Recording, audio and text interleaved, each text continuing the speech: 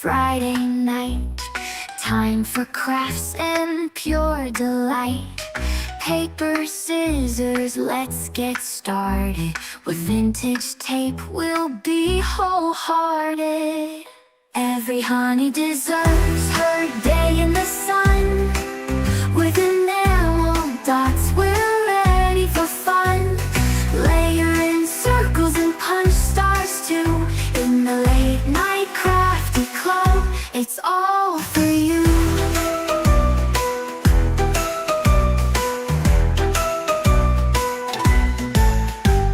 Glue sticks ready, let's make a plan. Planners in the office, supplies in hand. Honey half-season, whimsy arrows. Crafting magic like true heroes. Every honey deserves her day in the sun. With enamel dots, we're ready for fun. Layer in circles and punch stars too. In the late night crafty club, it's all for you.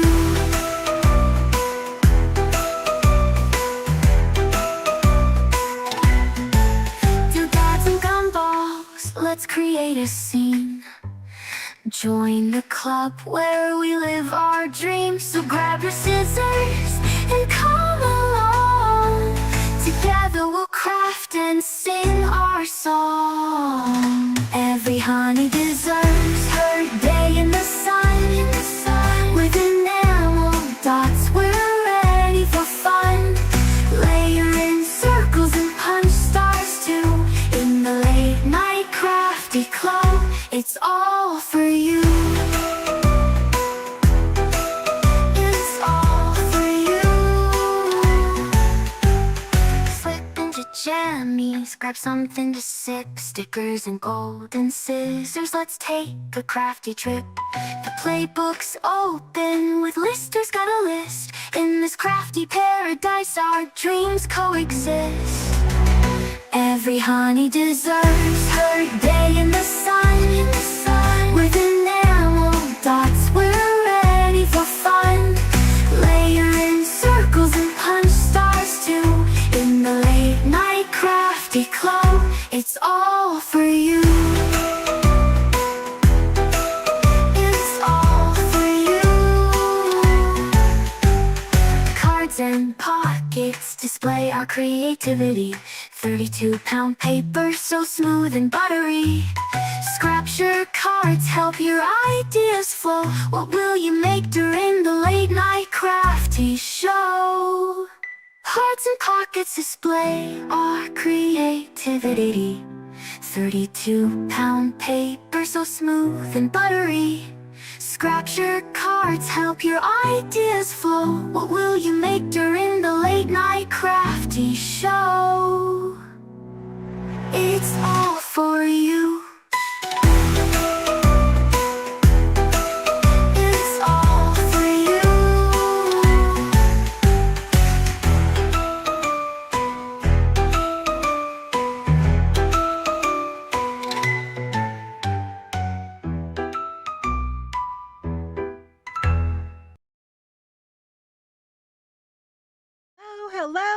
Hello, and welcome to the Late Night Crafty Club. Welcome to the only Late Night Crafty Club we're having in November. Hello and welcome. Welcome to the back of my RV. Welcome to this Friday night. And I hope that you're having a wonderful evening. But I think it's gotten a lot better because we're all together here in my little cozy abode here in the Late Night Crafty Club. So I am so happy to see your little faces. We are having a wee bit of technical issues with our internet. What else is new? This is how we welcome everybody to the Late Night Crafty Club with technical issues. So I'm so sorry about that. This isn't the way I like to welcome my friends. As you guys are all coming in, please take a seat, get comfy, get cozy. I hope you're in your jammies. I'm so sorry, but it is dark. Doesn't it feel like we should be all cozy in our jammies and ready for crafting or clubbing? I laugh clubbing. That's so cute. We would be clubbing like introvert style in our pajamas with our craft supplies, sitting like little wallflowers with our something to sip. So let me know in the chat room, what is your something to sip tonight? And I will be scrolling up to the top of this chat room to say hello to my friends who have joined me this Friday evening. And also, I want to apologize. I meant to send out my reminder like I normally do. I schedule it for the night before. Technically, I try to get it out so that you receive it Thursday. So you should have it in hand on Thursday. At the very latest, it will get to you Friday morning, very early in the morning. But I failed both of those things. And so I was sending out my reminder around 9 o'clock this morning, 9 o'clock-ish, probably closer to 10. So that means my East Coast friends were probably getting it around 1 o'clock this afternoon. And so that may have just, missed a lot of people. So I'm so sorry. That may have affected plans. Last Friday, I had to reschedule to this Friday. So I let you guys know, but I didn't do a very good job of letting my friends know that we were rescheduling. Interesting. This chat room is very different than that chat room. Okay, just hold one moment. Let me see if this is not updated. Interesting. Okay. So, let me see. I have a mouse. There we go. I have a mouse. If I had a mouse, I'd mouse in the morning. Can you hand this to me? There you go. Thank you. All right. Let's get up to the top of this chat room. Hello, Miss Bethany. Hello. Hi, Miss Sean. Hello, hello. Hello, Rebecca. Hi, Sherry. Hi, Brenda. Hello, Miss Lauren. Laura, sorry. Miss Laura. Hello, Miss Creative Christian. Hello, Justine. Hi, Miss Edie. Hi, Miss Melanie. Hi, Sharon. Hi, Penny. Hello, Miss Deb. Hello to the Reset Girl. Just kidding. Hello, Robin. Hello, Heather. Hi, Darlis. Hi, Chris. Up in Canada, eh? Hello, Miss Denise. Hello, Miss Janice up there in Canada, eh? Hello to Miss Annie. Hi, Jennifer Gober. Hello, Victoria. Across the pond. Let me go through here. Just remember, you guys got different names now than you used to. So throw me off. Hello, Crafty Happy Girl. And thank you so much for the lovely compliment about my hair. And Chris says he's drinking ginger ale. Right? What's up? No Pepsi? No Pepsi? Mark wants to know. Denise is drinking Pepsi. Deb's drinking apple cider through a straw. Darlis is having hot decaf tea with honey. Miss Mary says hello, crafty friends from Richmond, Virginia. Mary, I'm happy to see you. Marilee says hi. Happy Friday from Seattle. Marilee, I'm guessing that's your name. It's kind of compacted, so I'm guessing that is what it is. Hi, Miss Linda Haskins. She says, happy Friday, Reset family. Hi, Miss Paula Butcher. Glad to be. Oh, I'm glad you're here too. Welcome, welcome. Hello, Miss Jennifer Dubs. Pumpkin spice hot cocoa, she says. Hi, Jackie D. I'm so happy to see your little face. It's been a moment since I've seen you. Hello, Miss Julie. You're here. Hello, Kimberly. Hello. Hi, Miss Patty P. Happy Friday. She's having palm juice in water. That's her sip tonight. Well, I'm happy you're here, Jackie. I thought of you. I wondered where you've been. So here you are. Hello, Miss Melissa. It's good to see you. She's drinking pumpkin spice chia tea. You guys have such an interesting assortment of beverages. So interesting. I'm so nosy. What are you guys drinking? Laura says she's having hot apple cider. Sherry's having iced tea. Bethany's drinking mocha coffee. Oh, there you go. Chris says, well, Pepsi's for later. It's in the fridge. Jen is having sparkling water with orange juice, fancy. Heather says local PA root beer. That's fancy. Annie's having sweet tea like the Southern Belle I was born as. I love that. No, Jackie, I haven't. And if you're still I don't know if you're still in the clubhouse. So I'm not sure if you are, and that's okay if you're not, but somehow I must connect with you. So I'm not sure how we do that. I want to connect with you because I want to talk to you beyond that email. So, I know that you were having trouble with that particular email, and I was trying to get you my other email. So I'll let Mark try and reach out to you, because I personally have not seen your email. Maybe Mark has, but I'll let him try to communicate with you right now. Paula says, I'm having a Texas chia and unsweet peach ginger tea. It is delish. Well, anything with chia in it is like a drink that you're chewing, right? That's what I'm guessing. And also, that's a drink that you probably have to be careful if you're drinking in public, I'm guessing, because of the little seeds. That's probably a drink you want to drink at home. Hi, Lorelei. She says, hello, everyone. And, well, Mark, can you message in the chat room right now with Jackie so that you can see if we can communicate with her? She's the iPad. Okay. What do you want me to do? Switch to the iPad. Don't use my mouse. Okay. So you do your thing. I don't know what that means. Means yes, I will. Okay. Don't use the mouse. Oh, okay. I get it. Okay. So anyway, you guys, so tonight I'm going to be doing my little collage cards. So I wanted to catch you up. I did our Crafty Commonplace project is what we are still hopefully working on. I launched that at the beginning of October as our fall project that we're all kind of like invited to work on together.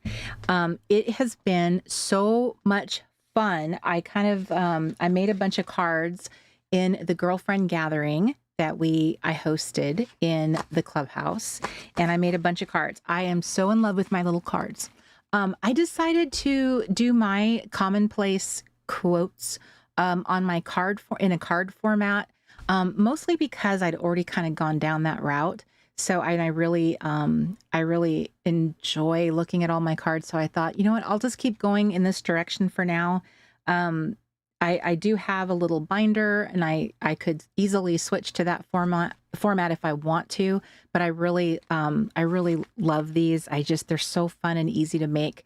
So I'm going to go in this direction. So that is the project I'm working on tonight. I invite you to do any project you like, but the Commonplace project is super fun. It's super easy. Basically, you're just capturing some fun quotes, lyrics, verses, things people say. Now, I did mention this in the girlfriend gathering that it could be very fun with our American Thanksgiving coming up, that you could leave out some little index cards if you want to bring them to your holiday gathering. You could put out some markers and cards and ask people to leave a funny quote, their favorite quote, a funny expression that they're known for saying, have them put it in their own handwriting. If you have older relatives, this is a great time to get them to write out their favorite quote, scripture, lyric, whatever it is that comes to mind. Maybe a great tip or advice that they have in their own writing. Like, get it now while you can. So bring a deck of index cards, put it out, put one out on everyone's place setting with a cute little marker or a pen, and let them keep the pen. But this would be a great time to gather those, collect those, and then you can decorate them if you want. You can have them put their quote on the back in their own writing, and then you can craft the front if you're, trying to make them all like cohesive. So you can have their writing on the back and your fun crafting on the front, like a mullet card. But I think that would be a lot of fun to have some cards in there that belong to like some of your family. You can do that with your grandkids, your kids, like little kids, and have their cute little writing in there. Because, you know, as they get older, you're never going to see that cute little writing again. It's forever gone. And you know that if you're talking about your grandkids, you know that you'll never see that adorable little writing again. So let all the spelling errors and the funny way that they, you know, write out things, let that be like stand, because that's just going to be adorable. So that is my little tip for you. That is my suggestion, is that even if you aren't doing cards in your commonplace project, you can still incorporate the cards into your binder, into your altered book, into like whatever format you're doing. You can still tuck those in. You can make pockets, envelopes, and tuck those little precious cards in there. So it'll still be so wonderful. And if you're headed off to a gathering, this is a great time to do it. This is the perfect time to do it. And it could be things that, you know, you could ask them what they're grateful for. Now, I don't personally find that to be the most compelling quote to gather. I think it's more, it would be more fun to gather something that people like, an expression people are known for saying, or something that's like a good life advice or tip, something that's a little bit more meaningful, because gratitude, it's either the same thing every year, or it's not very significant. But you know, you do whatever you want to do. But I think the whole idea could be super fun to incorporate into your project.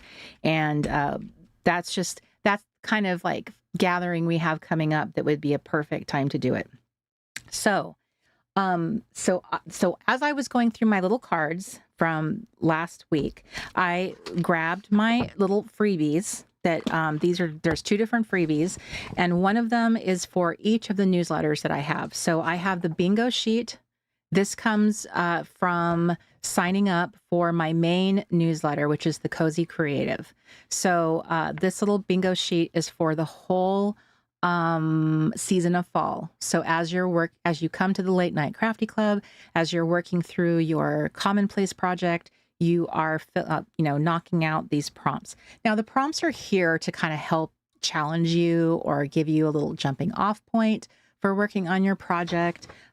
You do not have to use these if you don't want to, but they can be fun. I find them super fun and kind of challenging, and they can take my crafting in a different direction than what I would normally do.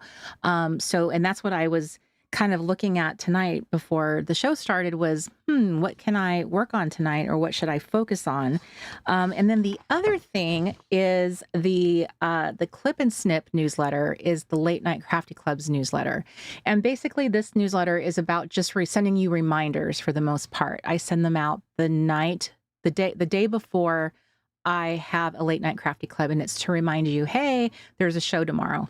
So in this one, I put a fun freebie together that's a whole curated collection of some quotes that I really liked. There's some Emily Dickinson, William Wadsworth, John Keats, some very, I thought, cozy, fallish, autumnish kind of words of wisdom.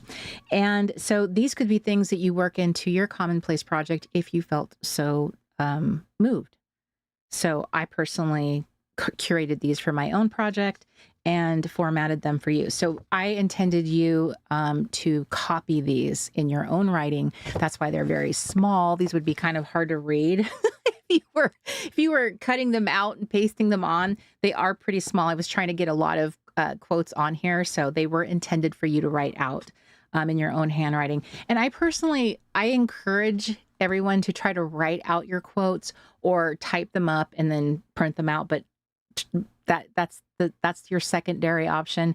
But I'm trying to use this as an opportunity to improve my handwriting, try new creative ways of writing, trying different little techniques, experiment with my writing. And because I think it's more meaningful if it's in my writing. I don't love my writing, but maybe if I continue this practice, I will.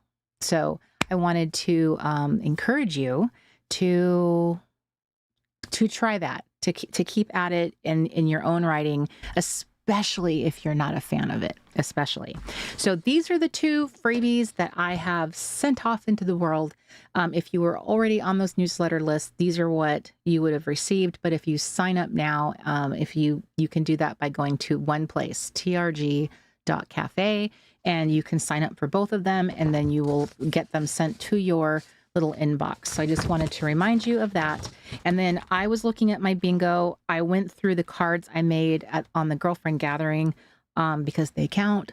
And I just checked off some of the prompts that I had done. And I wanted to show you one, if we could do a little top-down action real quick here. I am going to jump in here right after. There we go. Let there be light. Okay. So I went through my cards really quick, and let me get my glasses, my little peepers. So I will show you because I did these in the clubhouse. So these are, let me take them out of the pile. So I used a variety of materials. So I had bought a pack of these craft paper type index cards. They're pretty thin, but they're really cool. And I had this picture that I got from one of my country living magazines. It's this picture. See, it's like a whole fireplace scene. And I cut it in half into 2. And the bottom part is the seating area. So I used that to kind of show a little story because, people are sitting around gossiping. So I used that as for that card. And then the top half, I just loved how there was the little picture, the mantle. So I used it as a background, and I added my honey, I added some dots, and then I used some washi tape as a place to write out my quote. So I really liked how that worked. So if you wanted to use like a full scene of like from a magazine, even if it's like an ordinary picture, like a kitchen picture or a bedroom scene, if you love it, if it's cozy and you just enjoy the photo itself, don't feel like you can't use it. You can just throw on some washi or masking tape and write on it and just give yourself a little writing space. I think it's nice to be able to include ordinary photos, even if they're from magazines or from Pinterest. If you love it, if it gives you all the little feels, I just loved the mantle and I loved the photo. I loved it was a pop of color. I tried to use one of my pop-out tabs that had that blue. So it kind of like echoed the blue in the picture. And I loved her. She just looked like she was standing in front of a fireplace. So that was one of my things. And then I have this girl here. She's from a magazine. Yeah, she's from a magazine, which I'm going to show you. So one of the magazines, sometimes if you look, they will have like an opening page where they'll show like contributors. They'll have pictures of their editors. They'll have pictures of the people that are like, they're introducing people that are part of the magazine staff. And those little pictures are perfectly sized for something like cards. Like they are the perfect size. So that's where this picture, I believe, came from. I believe it's her. I'm almost positive. So I cut it out and I used it as for this card here. So clutter is the enemy of clarity.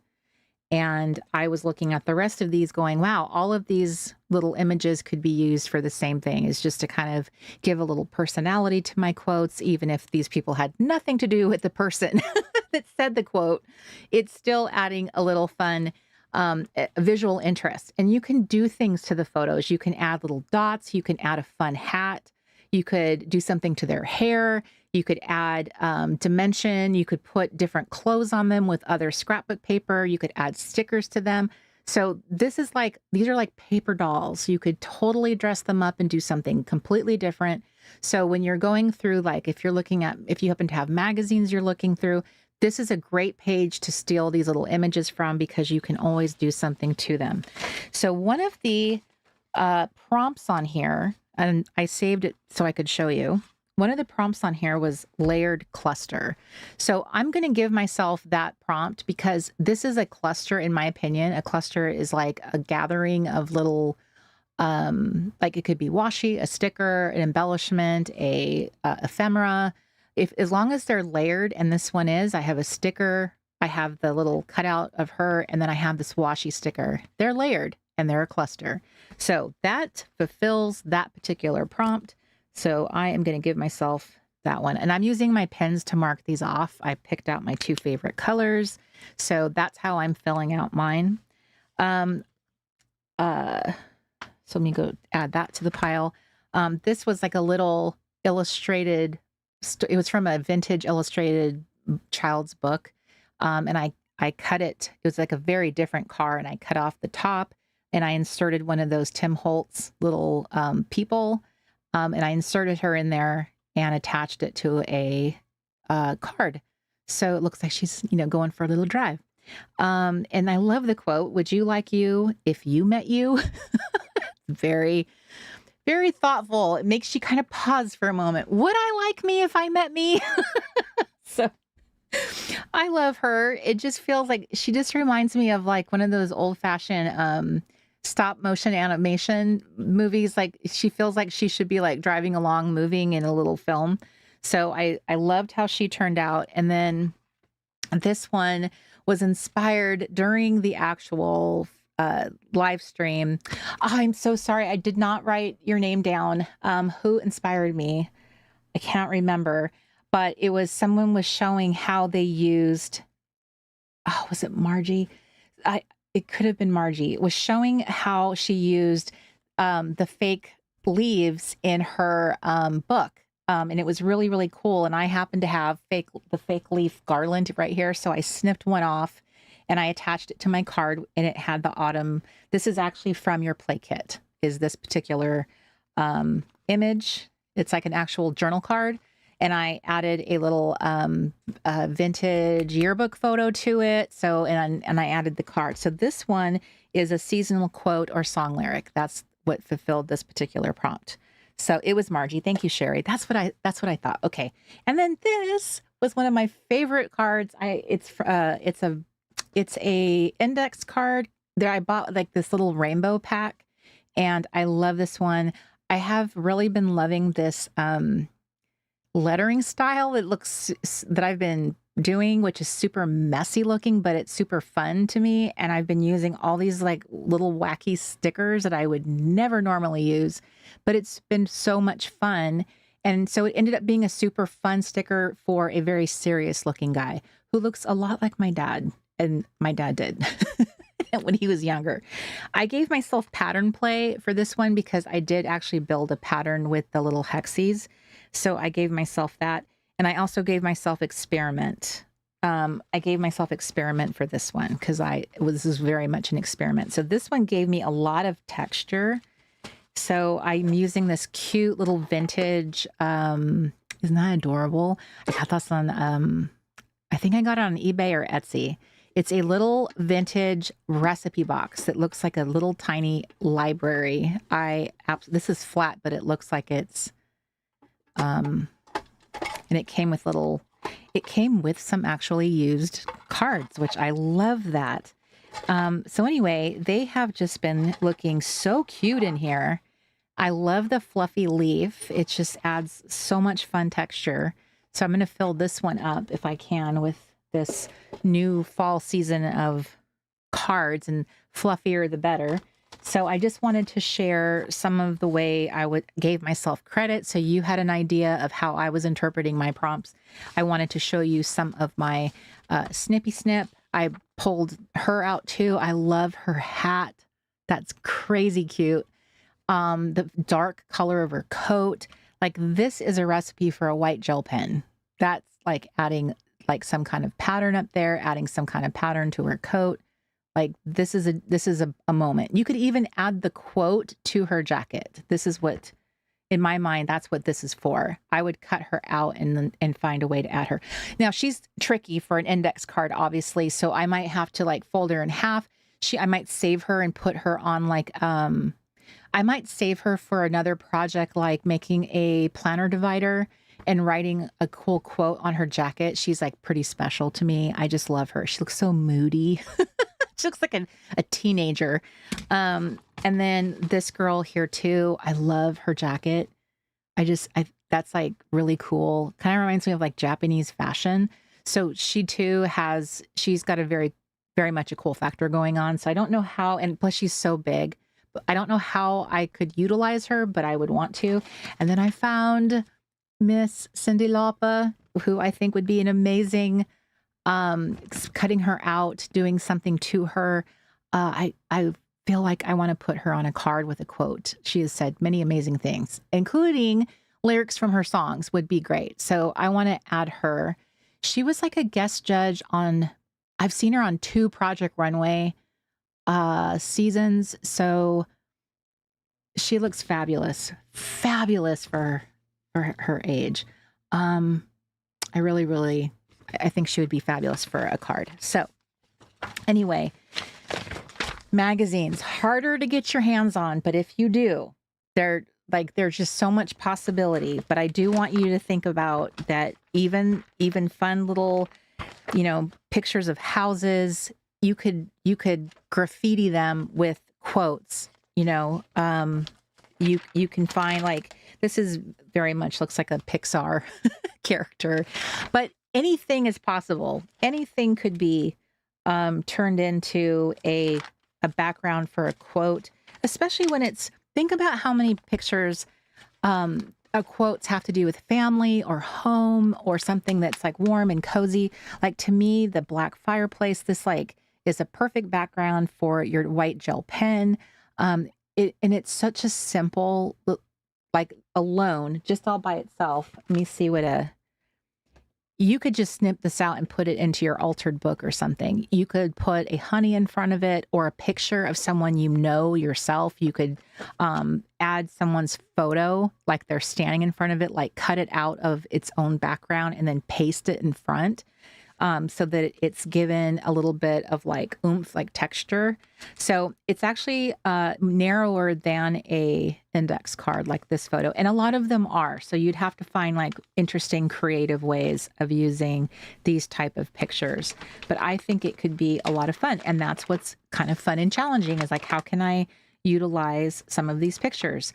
To me, these pictures like this represent things like gatherings and pictures about quotes about gratitude, about gatherings, about family, about, anything look at this gorgeous white wall back there. If you have a larger book, and I'm using something so small, but if you were using a larger book, this could be a fabulous, like a divider. It could be like, you could turn this into a planner divider for fall if you wanted to. Think outside the box there and use that. I mean, someone took a gorgeous photo here. And you could use this to write out a fabulous quote. And like you could use kind of like a messy marker, a gold marker, like a brown vintagey one. You could stamp on this. It could be very, very cool. So there's so many ways in which you could, kind of be creative and give this some, I'm looking here, give this some like fun personality. Like even if it meant you wanted to add some people around the table, like they were enjoying their meal. It doesn't even have to be like super, like just giving her the look like she's sitting around the table. Obviously you can't make them look like they're actually sitting, but just the idea that they're, around the table, like see how it just gives the impression. It doesn't have to be super accurate, but then you can put a fun quote around it or a modern quote. I think it's really funny when you use vintage photos and then a modern quote. That could be really cute and sassy. Think cute and sassy.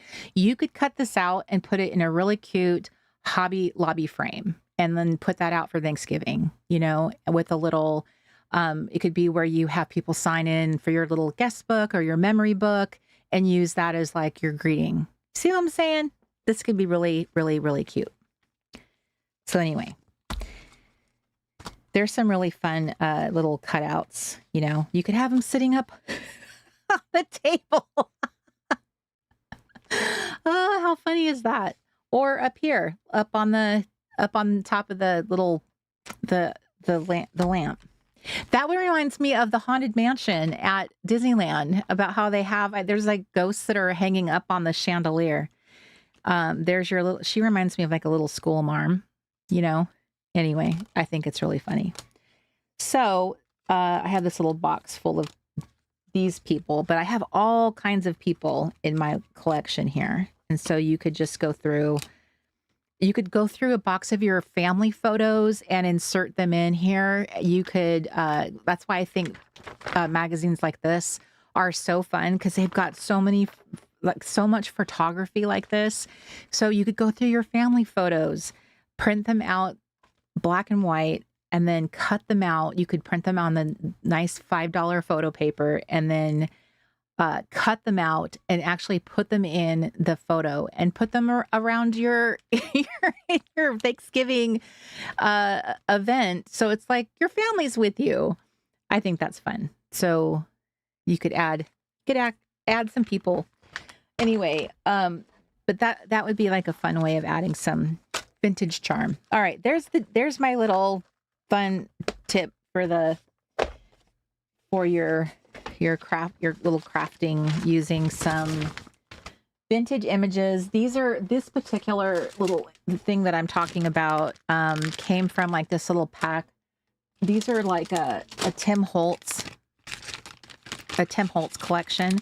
These ones are specifically labeled Halloween. There's nothing Halloween about these. I think that's just marketing, because I have the regular ones that are not labeled that, and they look exactly the same. So, and I think there's like crossover. So I think they just, I don't know if they like separated them based on like what they're wearing, and it makes it more fun to decorate with or whatever. But I didn't see anything that was like why they were separated into this collection. I have both. So anyway, they're like little paper dolls. I think that, yeah, they're called paper dolls from Tim Holtz. So they have a whole bunch of different sets. So you could look for the ones that are labeled like that if you wanted to get all of them. And they're actually really nice. They're made from cardstock, and you could add that to your project. They're all very, very vintage. So that could be a fun way of adding a little bit of humor to your quotes, adding people. But I would really suggest, if you can find, I encourage you to try to use family photos. If you can go through, if you have any access to your family pictures, especially, grandparents, great grandparents, and try to incorporate them, adding quotes to them. Use your family in your commonplace project. That makes it so much more meaningful, and something I think that your other younger family members would care about. It would be more meaningful, when you think about it. Just food for thought. Okay. Are we ready to craft? Ladies, gentlemen, start your crafting engines. And hello, Miss Mandy. Welcome. And hi, Miss Margaret. Welcome aboard. And Miss Angela. Hello. I think I have gotten everybody that's joined. I'm a bit warm. I'm not sure yet. Oh, so it is a bit warm in here. Okay, and very quiet. You ladies are very, very quiet. I have to, Crissetti's ready. All right, let's get to going. Okay, so I want to review here. If anyone has any, I went over this in the girlfriend gathering. One thing about this stitch details prompt, if there were any question about what I mean, I am a huge fan of adding, I happen to have this sitting in front of me. I'm a huge fan of adding little stitched details. Like this is actual stitching on this one. And this is, I think, this is a rub-on. But what I personally love to do, because I love stitching so much, is I like to add, what I like to do is add a fake stitching. So I'll make it look like a messy stitch, and then I'll run it out. Uh-oh. Okay. So does it look like actual stitching? Kind of, if you compare them like that. So that's the stitching detail. So if you just use like a little black pen, you can kind of create that little messy, almost like your, it's like what you wouldn't want to happen. It's like your little thread got jammed up. You had to unstick it and keep going. But that's what it reminds me of. So, okay. Hello, my cousin. I see you have joined. Okay, so that's what I meant by the stitch details. So if you add that to your little page or whatever, that's what it is. If you have something that has stitching in it, because I have like little embellishments, sometimes we have stamps, sometimes we have little embellishments. There's scrapbook paper that has stitching, the look of stitching in it, stickers that have stitching in it. I know that I personally have created stickers that have stitching in them. So anything with stitching, that's a stitching detail for that particular prompt. If there was any confusion of what I meant by that. That one I looked at tonight, I was like, I wonder if anyone ever wondered what I meant by that, because I don't expect you guys to have sewing machines to run your stuff through. But you can fake it. That is a lazy way of doing it. And I love lazy crafting. Lazy crafting. And hi, Miss Kim. Okay. Kim Marie. Also, I have been using these little small tape runners, and I have really been enjoying them. So I have killed one already. That's a tape runner down. I've been a glue stick girl all along, but I have to say I've really been liking them. And I got them in a pack. Let's see here. Are they in here? Yes.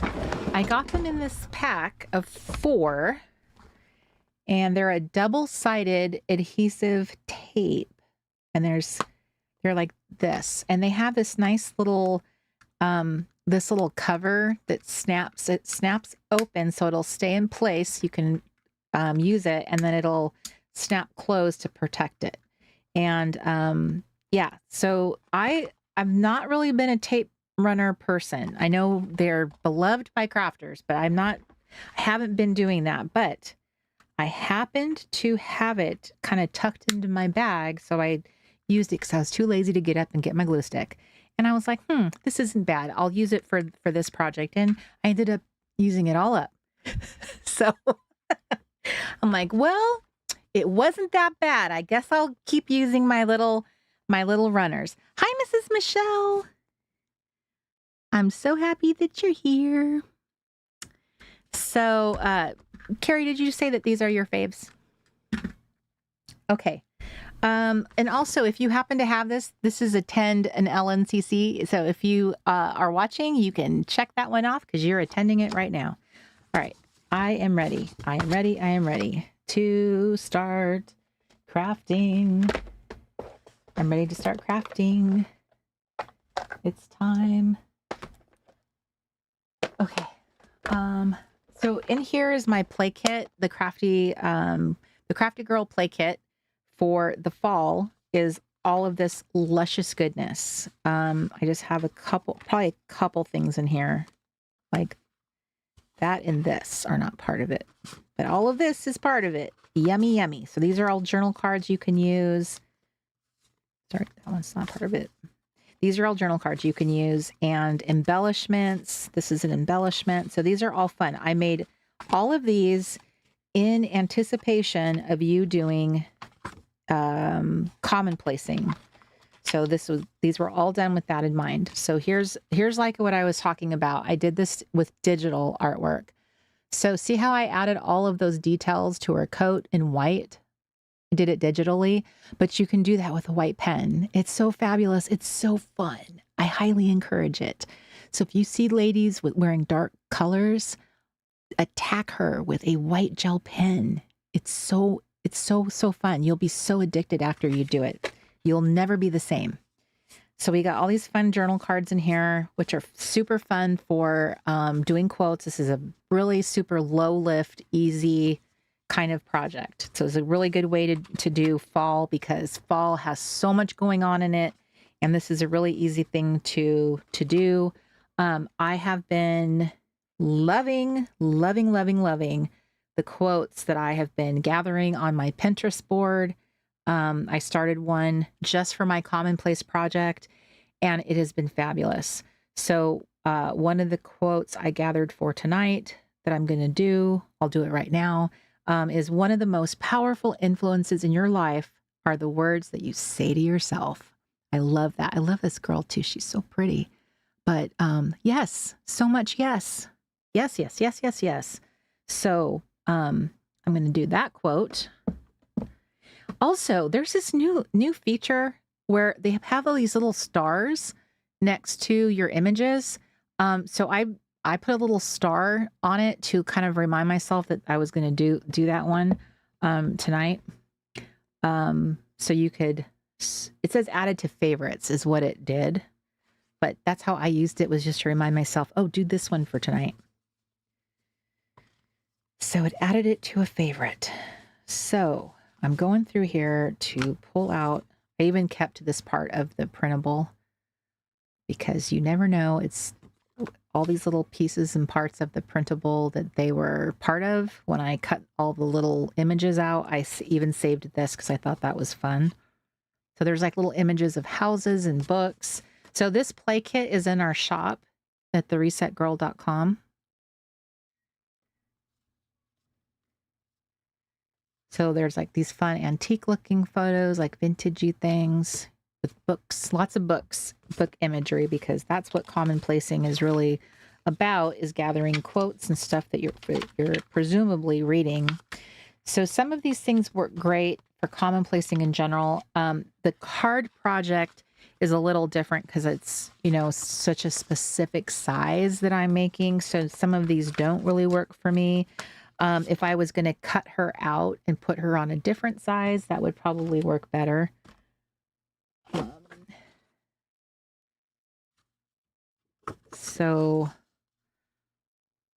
Or cut off her legs, like just so. I hate sounding like that.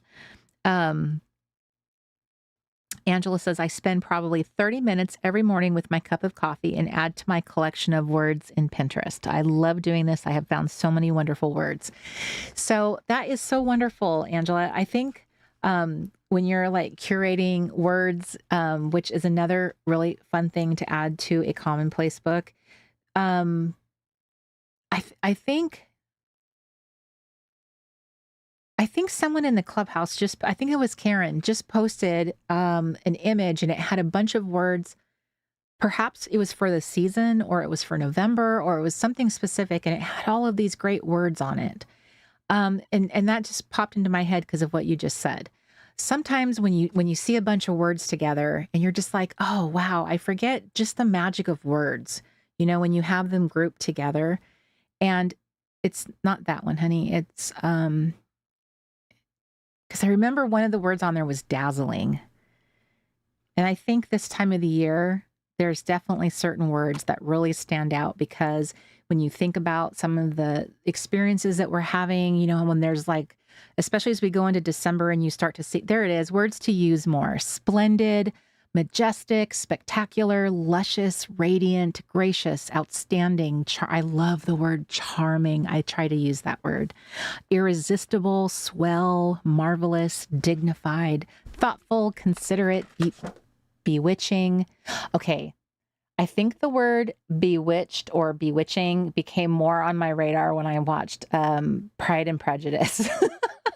The version with Keira Knightley, when he told her that she had absolutely bewitched him. So I think that word was like, word, right to the top of my radar because of just how absolutely exquisite it sounded. That is also on that list. Courteous, glorious. So yes, Angela, so much yes. And thank you, Karen. Wherever you are, that you posted that list, because that list is truly glorious. Yes. Yes to all the words. So words can be also super beautiful, impactful, and add them to your commonplace project for sure. So I really like her. I guess I could live without her feet, her legs and feet, if I just trimmed her and trimmed out this color blotch too and just put her in here. I could even I could kind of like make this a half and half because I do like that.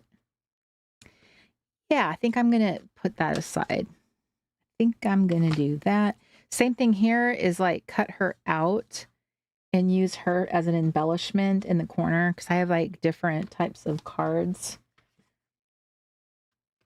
I absolutely love, love, love that couple. Oh my goodness gracious. They look like they're from a movie. Okay, let's see here. I have some new stuff. Where's this?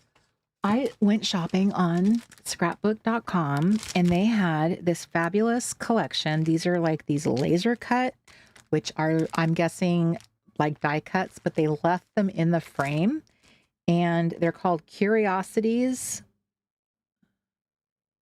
These are by Vicki Boutin. This is for $49 in Market. So I know she has stuff that she does for American Crafts, but this is, 49, is this isn't American Crafts, is it? Is this a different brand? I felt like it was a different brand. I got some of the papers too, but Curiosities in Willow Grove. And this is really interesting because these are not die cuts in the sense that they've already been popped out. This is kind of the way Mark does his the little pop tabs. So they're left inside the frame and you pop them out yourself. But my goodness, this is kind of what Mark's machine can do now. It's like super delicate. Like it's like a real fern. I don't know if you can see that. Let me see if I can. It is super, super, super like delicate and lacy. And this stuff is like, no, it's not like a die cut because the die cuts still have that white outline. But look how gorgeous that is.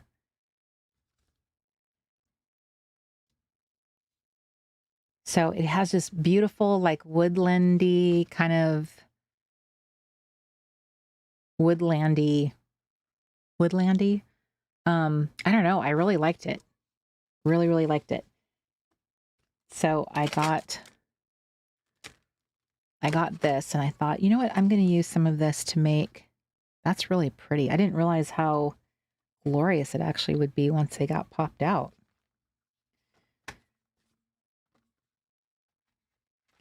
So anyway, all right, let's get this train rolling. I think what I'm going to do is, oh, Robin says that Vicki is working exclusively with 49 in Market now. All right.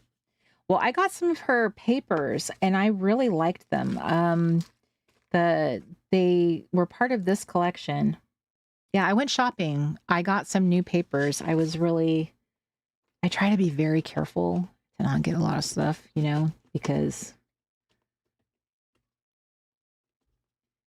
I'm in a small space. So I just got myself some scrapbook paper and I got this and I got a chamois. I got this, a chamois.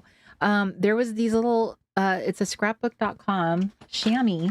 And I don't know if it works. If you have one, let me know. But it's I don't know where the package thing is. It's a chamois for wiping off your stamp. So you're supposed to be able to just wipe the ink off. It's kind of a interesting material. It's very stiff on the edge, but not the rest of it. So anyway, I decided to try that because I can see myself not really wanting to clean my stamps as much as I probably should. And I thought, well, let's see this lazy girl crafting. Let's see if it even works. So I'm going to make a card on a divider. I love throwing these in every now and then. They're super fun. Like here's how I did that one, is just throwing those on. So I'm going to do that with this divider. I'm going to move that out of here. What am I working on? Seasonal sticker. Favorite ephemera. Favorite ephemera. Well, this is some favorite ephemera right here. This is delicious. And I absolutely, this is going to be very delicate moving this out, but wow, worth it when you do, because I wonder if I can show that to the camera. If you can see, can you see the detail of how that is cut? That is crazy. Mark, speaker pants. You should see if you can do that. I bet you can. That's nuts. Okay. All right. I'm so excited right now. I don't even know where to begin. I have so many fun things in front of me. I've been going different directions with my stuff. So I've got like little butterflies, little mushrooms. I don't know who I am anymore, girls. I'm like branching out. I got literally branching out because I've got little branches. I have little flora and fauna. I'm coming out of my little self-imposed little crafty closet. And I want to be a little bit more, I'm experimenting is what I'm doing. Okay. So I got Miss Kelly Anderson's little stamp set. That'd be fun to use, especially when you do like flora and fauna and then you have something serious like little officey things. So I need a person. I need a muse. I need to add somebody who's like gonna be my muse girl, because I want to have like a girl that's like that. Did I say? I said Cindy. Where is Cindy? Yes. Now, you know, one of the things I really loved about Cyndi Lauper is, first of all, she was so ahead of her time. And one of the songs that I absolutely loved was the song She's So Unusual. I used to lip sync to that song with my hairbrush more times than I can count. Oh my goodness. I love that song so much. So I think I'm gonna use her as my little muse about one of the most powerful influences in your life are the words that you say to yourself.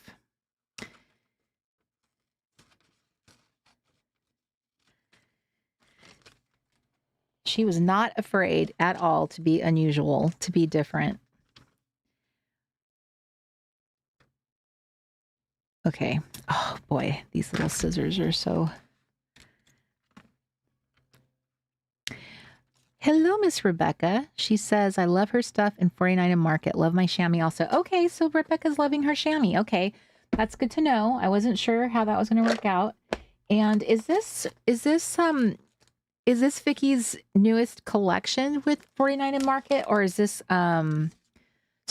is this her first collection with them, or has she been doing it for a while and I'm just late to the party? Because that's I could totally see that being true, is that I'm just late. I have not been following things in the craft world, so I like not being in the know, to be honest. Jackie says, I was just telling Edie the other day as we were listening to the 70s channel how I used to perform songs in my room. Weren't we all the greatest performers ever? We could rock a hairbrush like nobody's business. I had a fully choreographed performance for Time After Time with Cyndi Lauper. Who was with me? Time After Time. I had it fully choreographed. I had my own MTV video.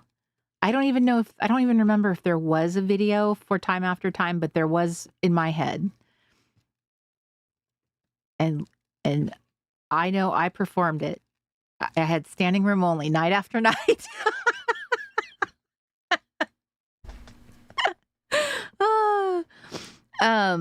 Okay. Thank you, Robin. She says she's been working with them since January. Okay, so this year. So like they produce like 2 collections a year, right? It's like there's like a springtime that they come out with stuff and then like fall, right? Is that how, am I remembering that correctly? I have done like one design cycle with a company, so that's my vague recollection of it. Margaret says, I love Cyndi Lauper. I won her first album at a Halloween costume contest when I was in junior or senior high school. Okay, so I have some samesies out there. I have some twin girls that were performing to Miss Lauper as well. Margaret and Angela, for sure. Yes. Jackie says, me too. Melissa says, we used to put on shows for my parents, lip syncing and dancing. I don't think I ever did it for my parents, but Jackie says, I can hear it in my head now. Angela says, I feel so sorry for my parents and all the shows I would put on. Only child. I have an only child, so I understand what that feels like for your parents. Only child, so they probably showed up out of obligation. Deb says, True Colors was our theme song after Girls Just Want to Have Fun. Jackie says, exactly. Me and my dad walked into my room in mid-performance and said, good job, keep it up. I was so embarrassed. Oh my goodness. Oh, I can't only imagine. All right. I did come with questions. I did come prepared. I have fun little trivia questions. I shouldn't forget about those. All right. Let us. I almost did Marvin. Is it Marvin Gaye? Am I thinking of the right person? Was it Marvin Gaye? Let's get it on. No, but I'm talking about our game. All right. Thanksgiving friendly questions. Are we ready? What's one Thanksgiving side dish? Now, I am going to be really mean. Okay. One, because as soon as I asked Mark, he started listing them all. Okay. I really want you to think about this. What's one Thanksgiving side dish that you could eat a full plate of and not feel bad about? Okay.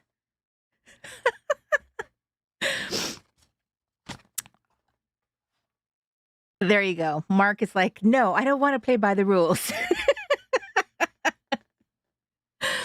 Oh my goodness.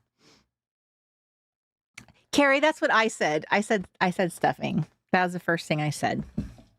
And I grew up eating my Auntie Marie's stuffing. So that's the recipe that I have. That's my only experience with stuffing was Auntie Marie's stuffing. And I loved it dearly. So when we stopped eating at her house, that was it for me. So Melissa and Deb are going with green bean casserole. Margaret says just green beans, hold the casserole. Mrs. Spencer says sweet potatoes. Mrs. Spencer will be hosting, what did you say, Michelle, 20 people at your house? Because she's the hostess with the mostest. Save a seat for two, please. Carrie says, right. Robin says baked sweet potatoes, green bean. Interesting. We got green bean casseroles and sweet potatoes so far. But my cousin and I are holding down the stuffing for it. Deb says with an extra side of the French fried onions.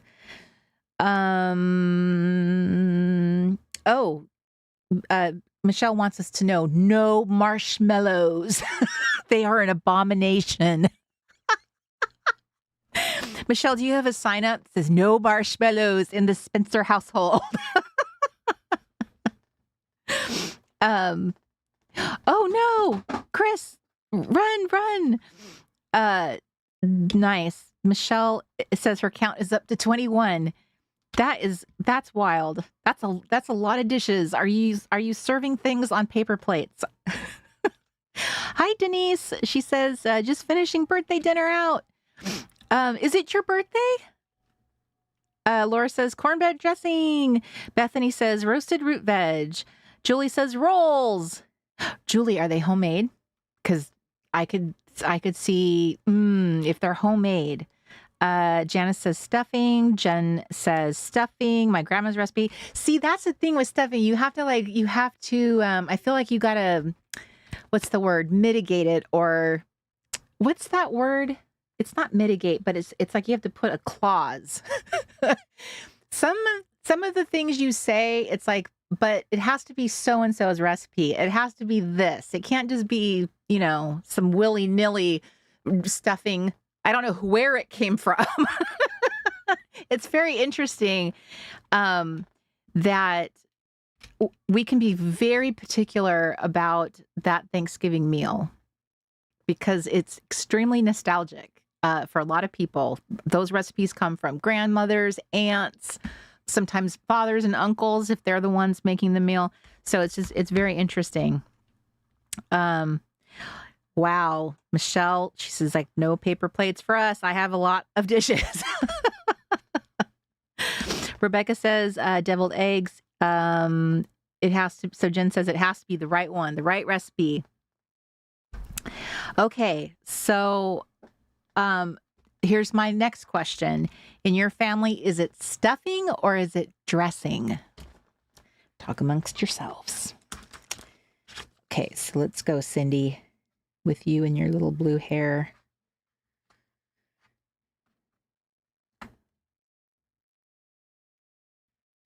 Now, do I want to put Cindy? Oh, if I put Cindy on this tab, it'll help support her hair.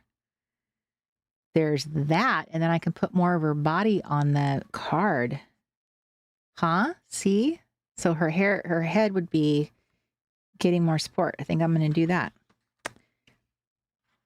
Okay. So Lorelai said potatoes for the other question. So let's see. Stuffing.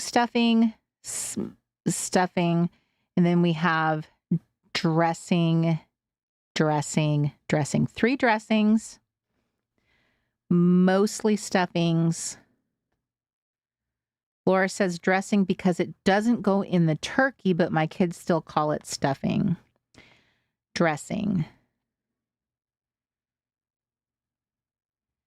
Hello, Miss Kelly. Kelly says we do both. My husband's family prefers stuffing and mine prefers dressing, so I do both. So I never thought about that. Is dressing and stuffing is the reason why they're different is because stuffing is what goes in the turkey, and that's why we call it that. So what is dressing? Because now I'm hearing that you do both. What is the difference? I need to know this. I was left out of the whole preparing stuff by virtue of like I don't know, how should I say this? You know how there's like certain people in your family that kind of just do everything and even if you offer to do stuff, they're just like, I got it. I have that kind of mom and I have that kind of arrangement in my family. So even when you're offering or trying, you'll get jobs like go set the table, go set things up. So it's like you're not really ever in the cooking mode. So like basically I don't know how to make Thanksgiving meal. I've never been in that position. And then by the time it was like within my power to do it, I personally don't care for Thanksgiving dishes. I will be honest with you. When my mom kind of took that over, it was just something we did in our own home because we made all of these trips to Las Vegas to eat with my family and cousins. When my mom had it to herself, my family ate something totally different. We didn't eat traditional Thanksgiving. So it was kind of interesting. So I don't really have I don't have experience making all these things. So, yeah, I'm going to get kicked out of the Thanksgiving club. Stuffing. So there's still stuffing. If you say dressing, what does it dress? Right? Bethany says stuffing. Jen, hello and welcome. She says dressing. Is dressing more of a Southern saying? Melissa, that was my guess, is that people in the South would say dressing. Like, what was I thinking? Like cornbread dressing? I think that was my thought. So that was my guess, is that people in the South would say dressing. But now this is so intriguing. Is there actually 2 different things? Jen says both, depending on which side of the family. Patty says I could eat grandma's cornbread stuffing with sausage for breakfast better than cold pizza. Jen says we eat cornbread dressing. Deb says we call it stuffing, even though we make it outside the bird. Susan Lloyd, hello, says my grandma's recipe is called turkey stuffing. Might be regional. That's what I was thinking. Dressing is the same thing. It's just a casserole outside of the turkey. Kelly says cornbread dressing is a finer texture to me. We don't actually stuff the bird with the stuffing, but it's sausage stuffing and it's chunkier. I guess that's the best way to describe it. Well, thank you for taking the time to describe it.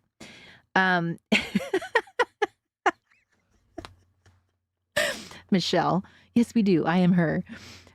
Michelle, Melissa. Oh,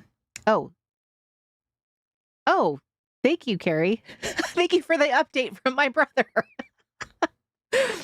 Robin says, sorry, I'm late. I fell asleep on the couch. Well, Robin, there's 20 demerits for you. Well, I'm happy that you're here. Jackie says, dressing down here can be made with ground meat and rice. Some use different meats or even add extra bell peppers, and it's called bell pepper dressing, otherwise known as dirty rice. Interesting. Hi, Jen. She says, hello, my mom is from Texas. Okay, so Texas. Yeah, see, if I were to guess, I would think Texas would be a dressing kind of place. And now I have a better understanding of these things. Is like stuffing is because it's the stuffing inside the bird, which was the situation in my house was they were putting it inside the bird and then extras on the outside. So I get now why it would be stuffing. Yes. Okay. All right. Well, Jackie's from in Louisiana, and the two are different. Lori. Hi, Lori. She says, my kids always tell me that stuffing is because it's in the turkey and they don't like that. Dressing is baked in a dish outside the turkey, which they prefer. Okay. Hi, Sean. My experience is dressing dresses the turkey, stuffing stuffs the turkey. It dresses the turkey like a Kate Spade garment. This year's dressing is in a lovely spring frock. Jan says, you have no idea how fortunate you are to have been left out of the food prep. I'd get anything right now to not have that responsibility. I hear you, Jan. I agree in a way. Yeah, it's kind of interesting. Yeah, my life, the life I have led has just been being a single mom for most of my life. It has been me going somewhere, not really. It's just was me and my daughter. So of course I would end up going somewhere where my parents were. So then, my mom is just the kind of person that like, I want to do it. So she wouldn't let me do it. So yeah. So I never really had a reason to learn it. And then the truth is I don't really like turkey and all of that stuff. So yeah, but I'm sorry. I'm sorry for all of those who are just not, they wish that they didn't have to do all of that work. I feel for you. Okay. So do your family have any weird Thanksgiving traditions growing up? Weird, Thanksgiving traditions growing up. Where is my adhesive?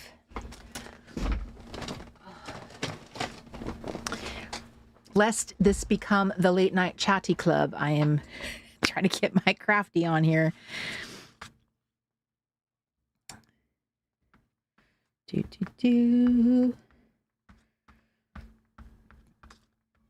I think I'm going to put her directly on the card. Do I want to put her directly on the card, or do I want to put paper on the card? I was looking at this one card I did. I absolutely love this card so much. So then I think, wouldn't I love if I had her, if I just put her directly on the card, will it be as awesome? It probably wouldn't be as awesome. I think I'm going to put some paper down on it first. So the question is, what kind of paper does Cyndi Lauper need to be on? Is she a little bit, she's not a little bit country and a little bit rock and roll. No, she is not.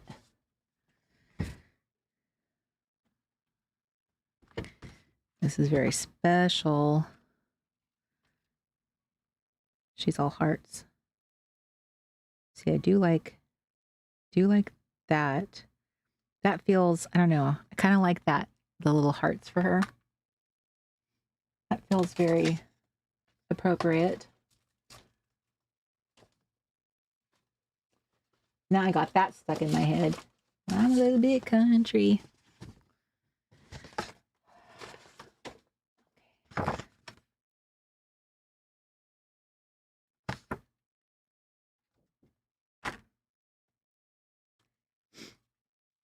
Okay, let me see here. I feel like I'm gonna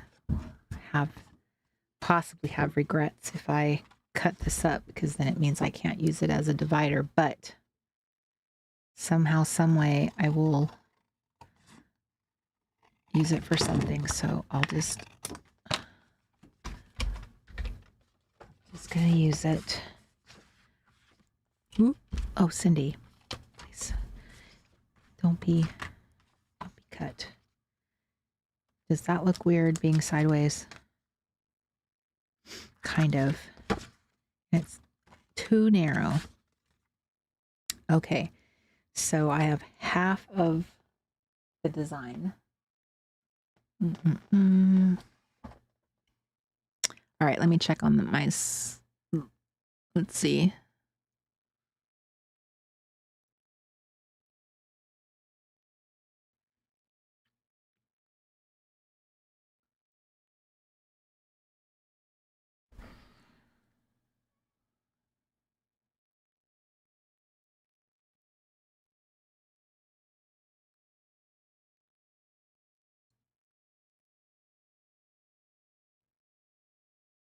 Okay, so I think that is.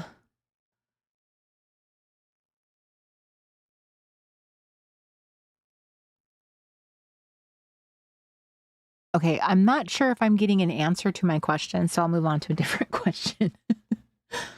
So the only weird Thanksgiving tradition I could think of is what we ate as a family instead of the normal turkey and all the dishes is for like 6 or 7 years.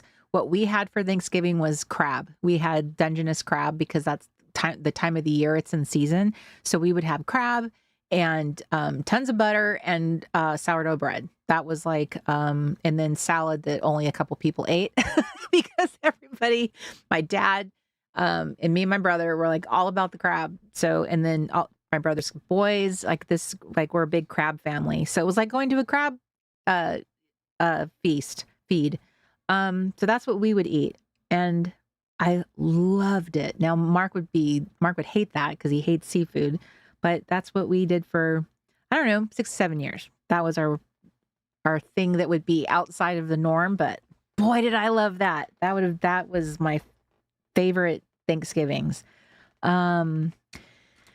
Next question. Are you team eat at noon, like noon to, let's say noon to 1 or 2? Is that when you eat, or are you guys an eat at 5 o'clock kind of team for holiday meals? Let me know. Jan says, my new hobby is counting the number of recipes that read season to taste. The one thing I've noticed is the increase in my bad mood frequency.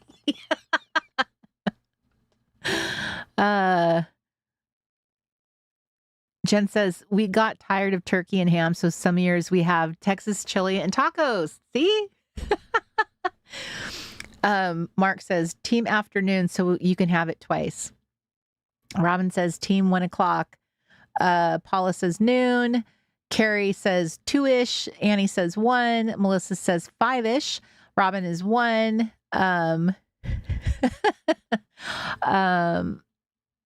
Right, Jackie, I agree. Jen says 3. Susan says we did 2-ish. Janice is 2. Deb is 2. Janice, as a child, we always ate at 2 p.m. on the dot.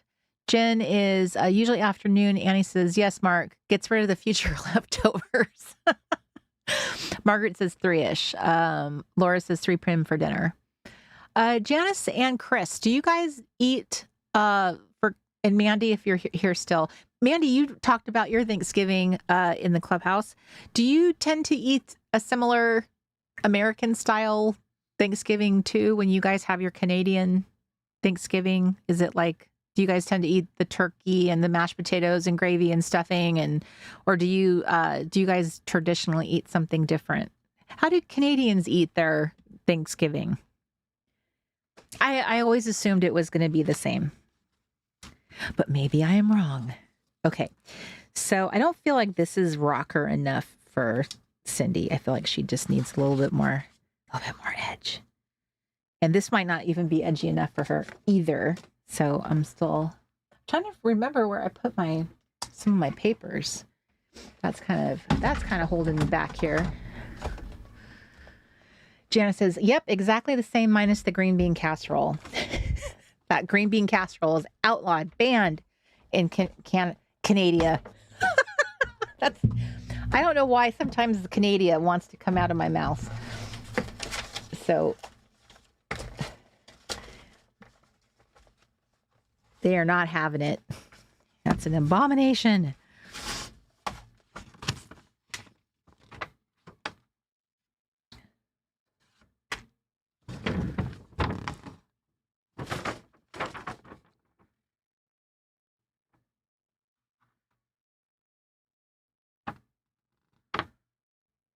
Oh, how cute is this? It's a letter that a daughter wrote to her mom in October of 1937.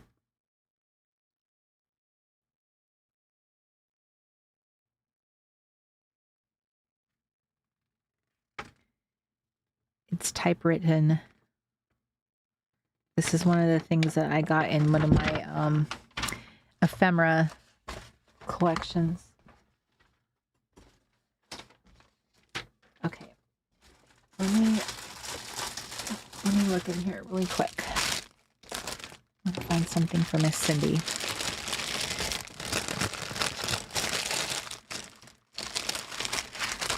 We do have some postcards and ephemera stuff in here.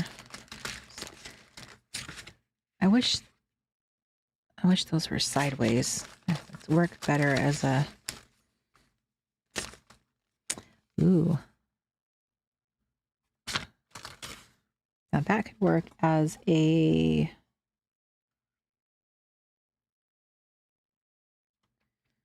I'll have to see. I don't know if that will work. Those might work. Those are photos. An envelope. See, I need an envelope. That is one of the, what do you call it? One of the prompts. Dakota, Patoka, Indiana.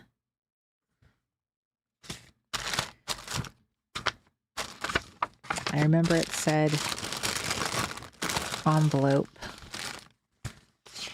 So, and it said packaging too. That's something to keep in mind when you're doing your thing, is looking for stuff.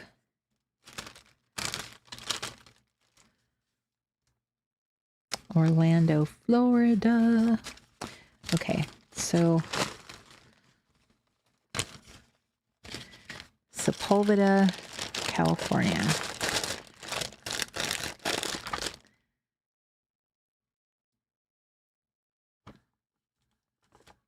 I wonder if this is small enough to use as a commonplace vehicle. Oops, sorry, Cindy. Okay. It's on the tall side, way tall. It's too tall. Okay. I need to find a way to build a background that I like. I really liked that, so I need to figure out how do I copy myself? I'm going to copy what I did. I know that background came from...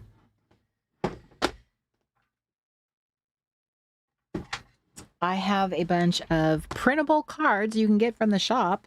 I just thought about that, and that's what that's from. And then the lower part is a scrapbook paper from the Wonder collection of crepe paper. So this is a lovely color story. So if I put that up there, this down here, and then I build her on top of that, like that looks really cool. Like this is like a really good pop. So these are all from my my store. I have a bunch of collections of like the Scrapture cards that like they're printable. They came in handy. So I'm going to go with this is my Cindy card. Do I want to put her on that background or this background? Like do it like that. And then put this on the bottom. Maybe put that up on her shoulders like this. Kind of like, I don't know, kind of like that too.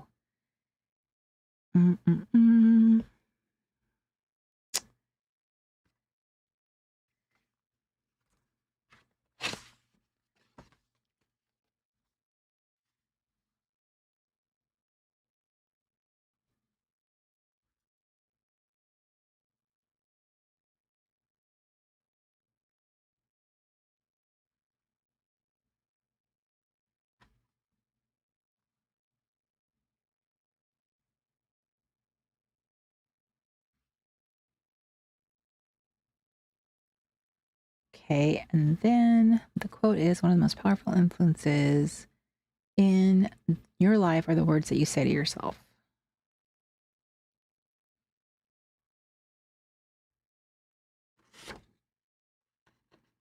Now, the other thing that I can do is strengthen the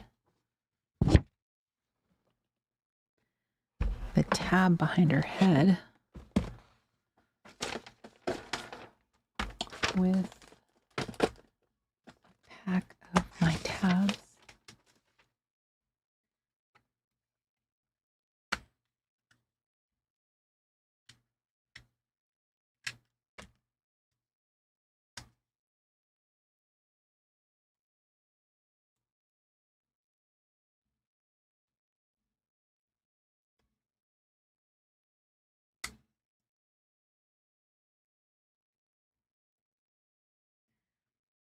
There's that.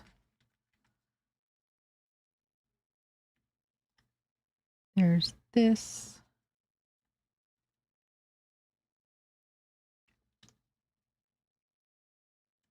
There's that. I think that one.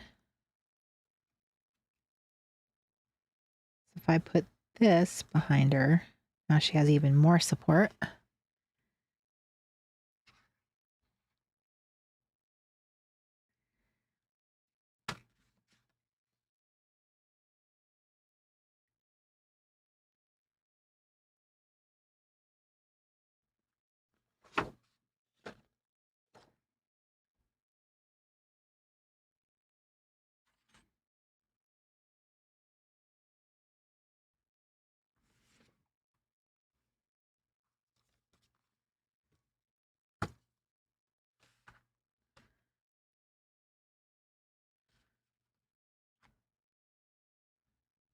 Already forgetting like what day it is. Yeah, it's Friday. Do do do do do do do do.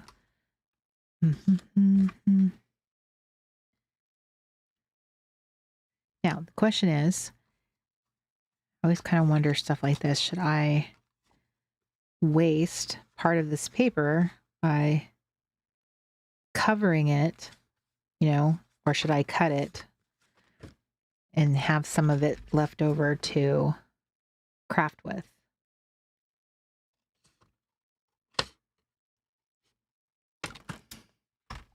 What do you do?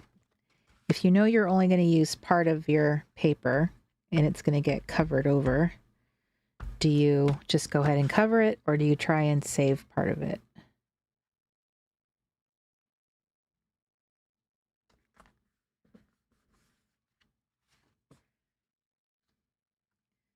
So now I'm just going to butt that right up against the other one.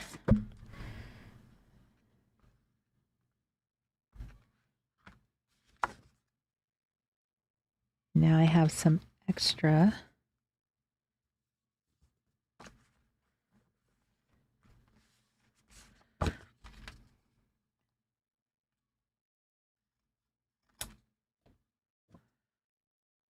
And trim.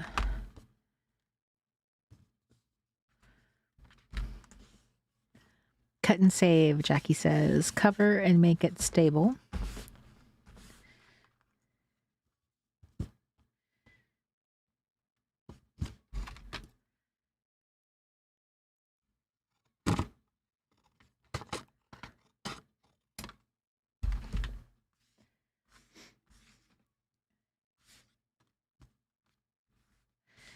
Okay, so now she can, let me go back over.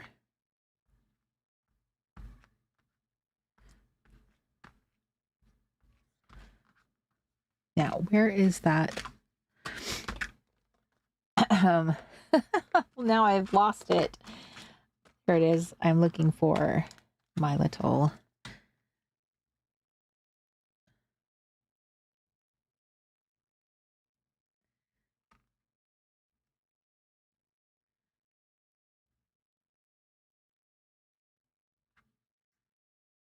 trying to decide if it looked better on over the top, or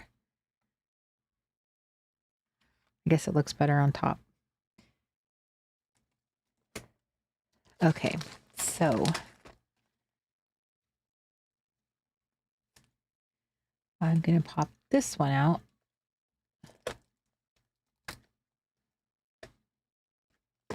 These are fun. This makes me want to get another one. Have you ever done that? Especially with scrapbook.com, is like bought stuff and then liked it so much you're like, I need to go back and order more. The only thing I wish about them is that they had a free shipping option. I think once in a while, if they offer, like if you spend enough money, they'll offer free shipping, but it's not like a standard for them. It's like a once in a while they'll have like a deal that you can get that. But I wish it was like a standard, you know, that you could, if you hit this price point, we'll give you free shipping. Because then they would, I feel like they would just have more people willing to buy stuff. So now that I have done this, I now regret this color choice because, and I am ripping it off because now this orange does not look good with that mushroom. And I have a little window of time in which I can make other choices. So usually I don't glue stuff the way I just did. That doesn't look like anything.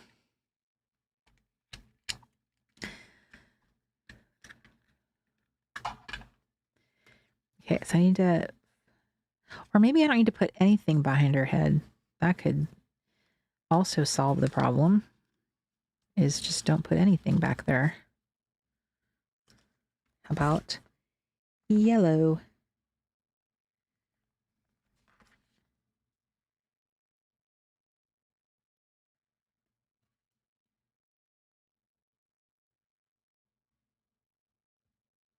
Ooh. Okay.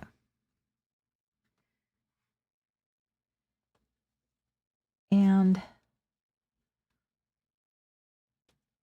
I didn't know that I was going to be using mushrooms. Using these little mushrooms on Cyndi Lauper, but it just works.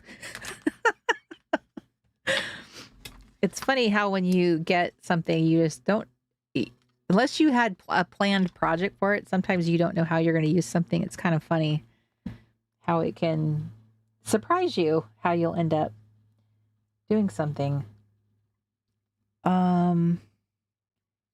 Okay.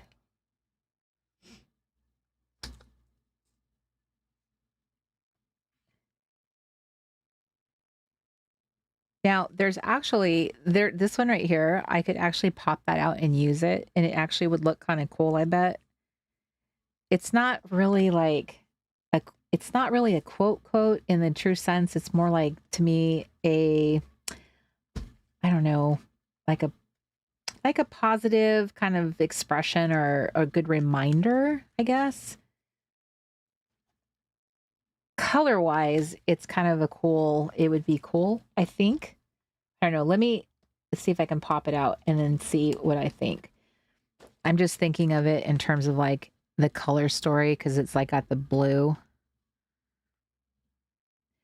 The only thing is, it's sitting on top of her black jacket here. So I would have to do something to make it pop here for it to stand out, because it gets lost on her. But you can see how the blue and the blue and the black was like, it was going somewhere.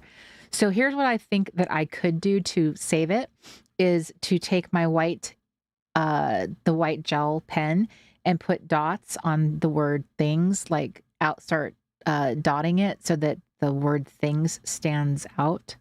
But again, it's not really a quote in that sense. It's just like a little expression.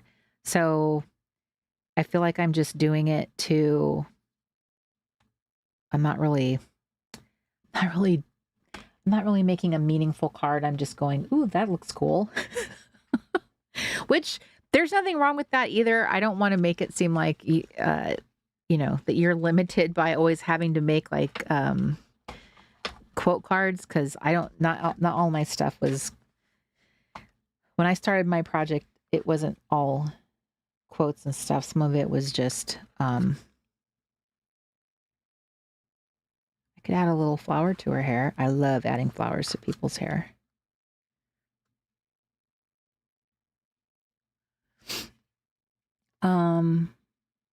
But I need to put my quote down here.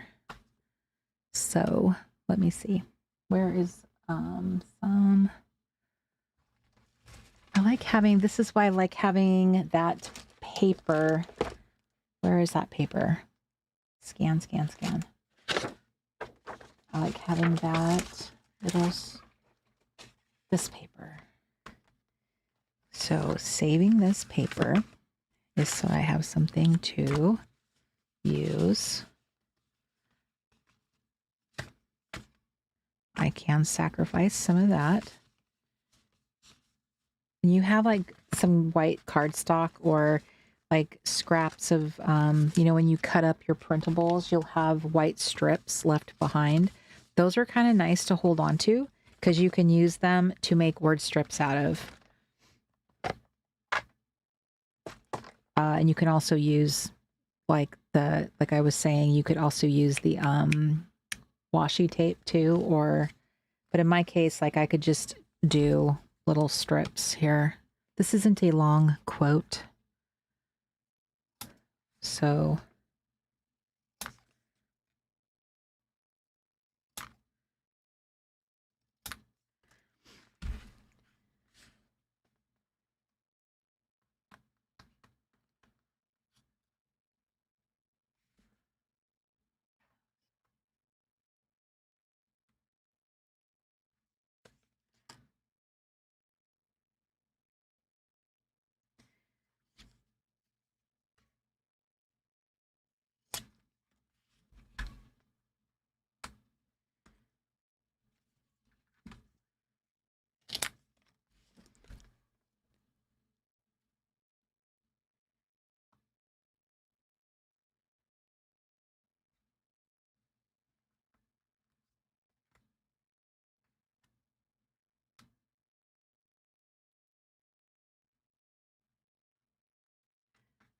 have some differences in their configuration.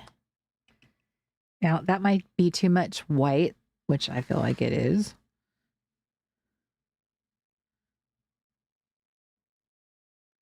One of the most powerful influences. So let me see how I did it. Okay, I'm going to start you guys off with the question. Let's see. Did you have a favorite fall TV special you waited for every year? A favorite fall TV special you waited for every year?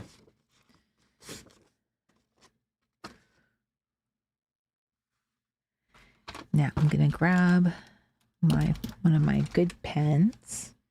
See how much I can do.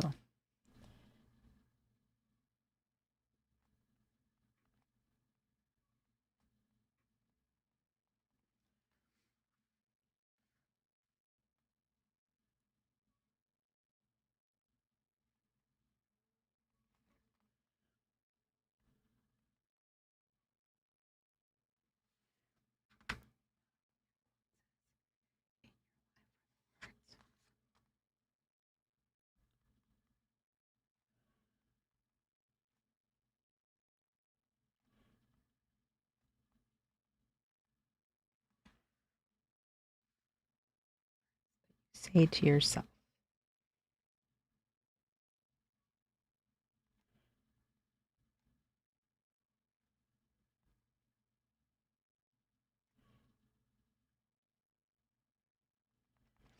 Okay, so I got that in 4 lines. That's good.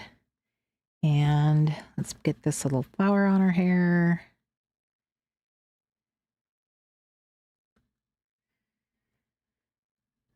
It's like a little hat.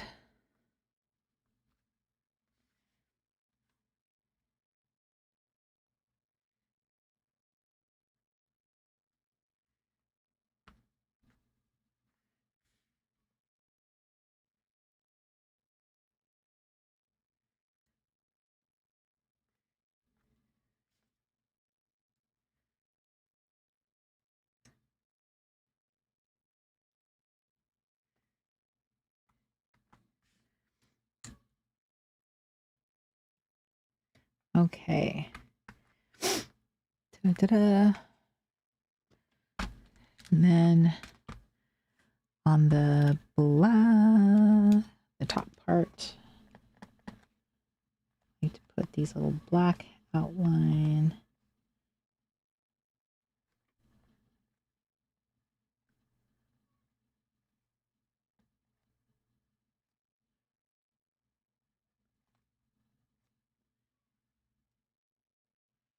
Now I'm going to put a white.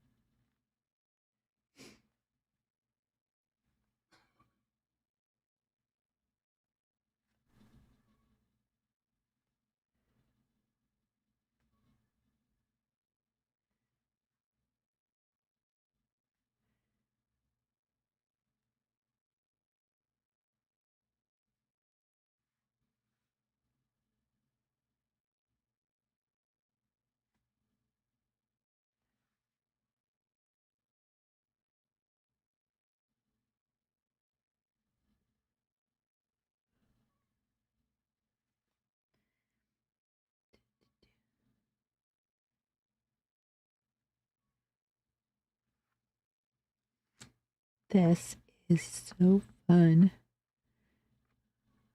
I wish I'd gotten a white gel pen so much sooner. If you do not have a white gel pen in your arsenal, I beg you to get yourself a white, what is this, the white Signo? The white Uniball Signo. This is, I think, the gold standard of the white gel pens. Okay, that's my little Cyndi Lauper.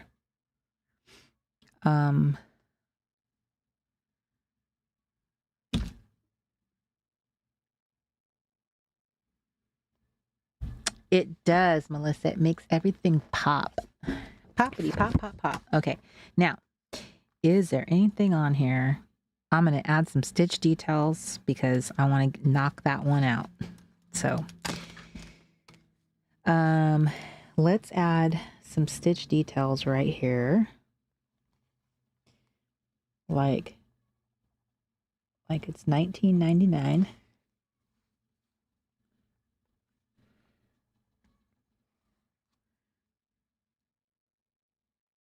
You know, Cindy was friends with Prince. They were buds. Okay. So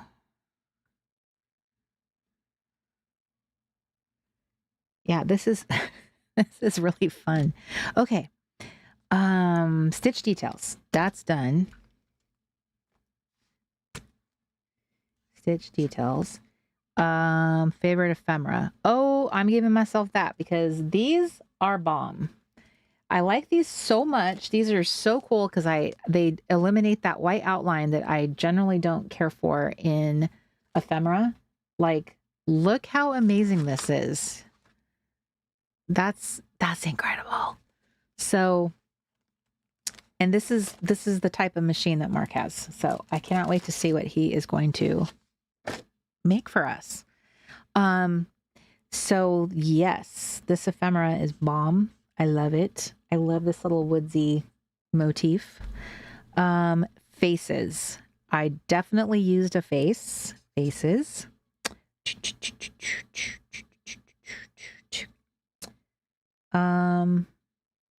Card.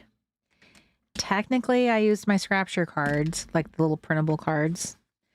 Technically, I did. So I'm going to give myself credit for that. Okay. It's okay to give yourself multiple prompts in one card if you can. I try and go for all that I can, you know, because you don't know how much you're going to get out of like your time crafting. You don't know what your month is going to hold, you know. Maybe you won't if this is like a really busy month, and it is. We're about to head into a holiday week, and then it heads into December, which I'm going to still be hosting another Late Night Crafty Club. But still, so if you can take advantage of every prompt on there, because I will create a fresh bingo sheet for January. Or it'll be handed out in January, but it's for the winter season. So we're ready for a new card, a new fresh start over. So let me see. Sometimes I like to have other things I created out on my desktop so that it inspires me. I re-inspire myself. Also, let's pull out some more of my cards here. See what other patterns and designs I have, because that was super helpful. So this one right here, this awesome geometric one, this is actually one of the very last designs that I had done before I switched over to doing a different, I think it was Dress the Honeys I started doing. So like this was really cool. I really loved how this one turned out. And I have that kind of same paper right here. So like, do I want to recreate this or some version of that? That's really fun. I really like that. I don't mind kind of scrap lifting from myself. I like this lady here. She looks very perky. Also like this lady. But I don't really want to sacrifice her entire body because, you know, she's got this amazing, like 10-inch waist. But she's got this beautiful dress on. So I don't want to like sacrifice her whole dress and all that just because I want to put a small portion on the card. So I'll probably not use her for a card. But what else can I do with it? So let's look in there. Let me consider that. And then let's look in my country magazine. My country magazine. One thing I love about Country Living is they always have features about the like collectors, like for antiques or thrifting. And they always have such cool ways of displaying collections. You know, here's a little collections on pie birds. Here's like the dough rollers. What do you call those? Dough No, they're not pastry crimpers. Why don't you just look at the actual label, Corey? These are little oh, these are cool. Little fabric pumpkins, little quilt pumpkins. Here is a fabulous floral design. Okay, so this could be something that I could use for part of my card, especially on this pattern. That would look super bomb. This kind of reminds me of like the caning that on like a chair with the wicker kind of caning. That's what that reminds me of. That could be a really bomb. You could actually get two ephemeras out of this. You could split that down and use like this, half of this could like be encroaching on this side and then cut it this way. This side you could use it on a different image. Like that's a 2-4. Oh, awesome, Deb. Well, I'm glad that you're enjoying it. When I got the first issue I got was fall, and it was like, oh. So, and when I made that recommendation, that was such a killer deal. I could not believe how cheap they made it. I noticed that it went up in price. So if you got it when I mentioned it, we got a smoking deal. So I'm glad it gives you joy, because it definitely gives me joy. Oh my. That's a fun, look at that. That's a fun little,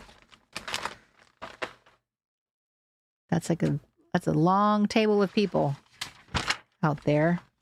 That's fun. Look at that picture. All that would be a fun background. So right now I'm leaning towards, that's fun. Lambertville, New Jersey. It is the antiques capital of New Jersey. I wish Amy Hoffman was here. She could confirm if she's been there. She's our Jersey girl. Oh my, look at that. Oh, look at that. So delicious.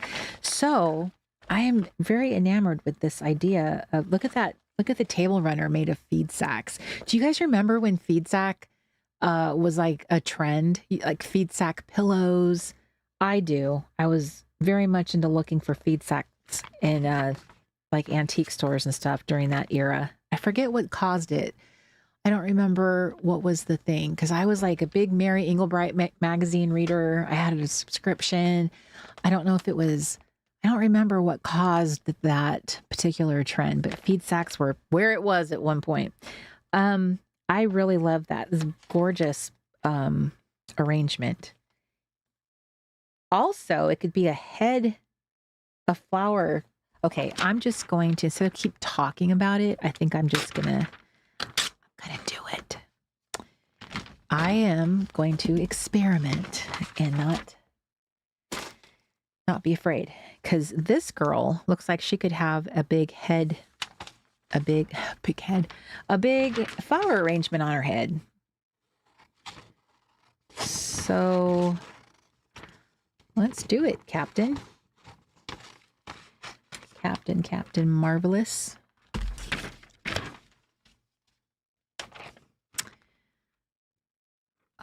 Okay. So let's say I wanted to do a half and half, because I feel like that's a lot of flour. But if I could give her like a really big, like she almost has like a Carmen Miranda thing going on. Like instead of it going up with all the fruit, it'd be going out. Like she's like a fall showgirl. I could just cut it. And so, I mean, her little hat here is like perfect. Now, to be fair, this would take up like the whole thing. She would definitely, I'd have to cut it like a really weird way, like chop it off so that, I don't know. It's so interesting. Sometimes you just, it is on my bingo card, but I'm wondering if did I give myself credit for both experiments? Because I think I have experimented a couple times, but did I knock out both? Nope. I still got one more. Thank you, Anna. Okay. I'm going to go ahead and collage. I'm going to go ahead and just trim this. Give it a quick trim. Give it a quick trim. I'm going to go a different way with it. Maybe it's going to become her little... She's a showgirl. Her name was Lola. She works at the... Let's see, the Autumn Lounge. I'm just gonna... That stuff is too hard to incorporate, I think. I'll just trim that off.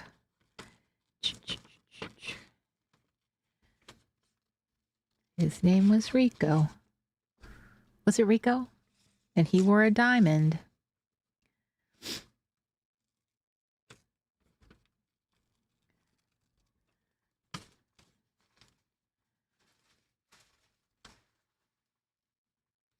Let me know if it wasn't Rico. For some reason, that came out of my mouth, but genuinely, that for some reason, that doesn't sound like it's right. Okay.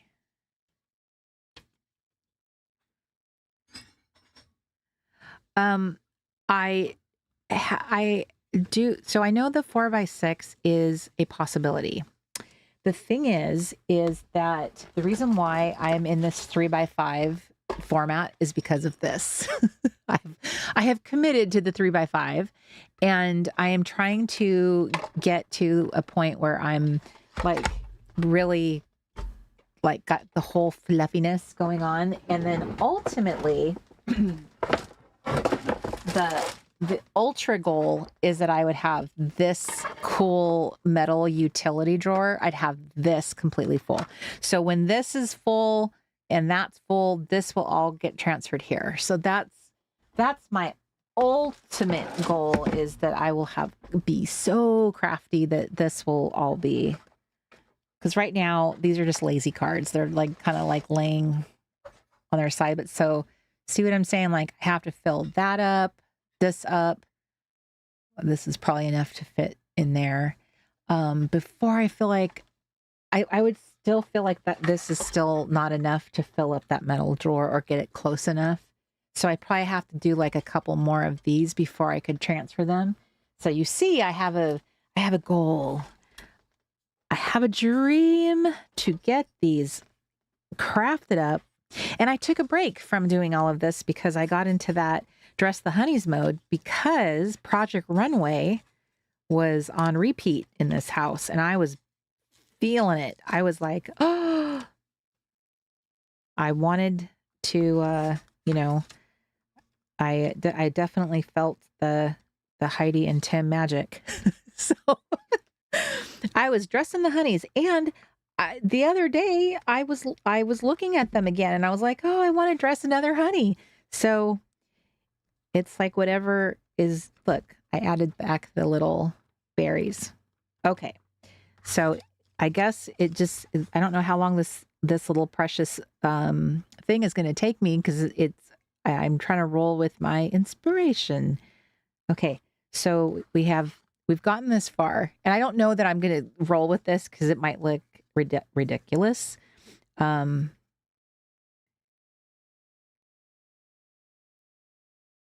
See, like if I just did half of what's on here and just had half a bucket of flowers, it's still like, you can tell what it is. It's really cool. It would come up off the page, so it has like some visual interest, and then I could put like a little quote. It's still really pretty. But if I found a way of sticking her head in there, like drawing a little, like putting a slit so that it could get her head in there. The problem is then it's not enough to get her head and the flowers in here.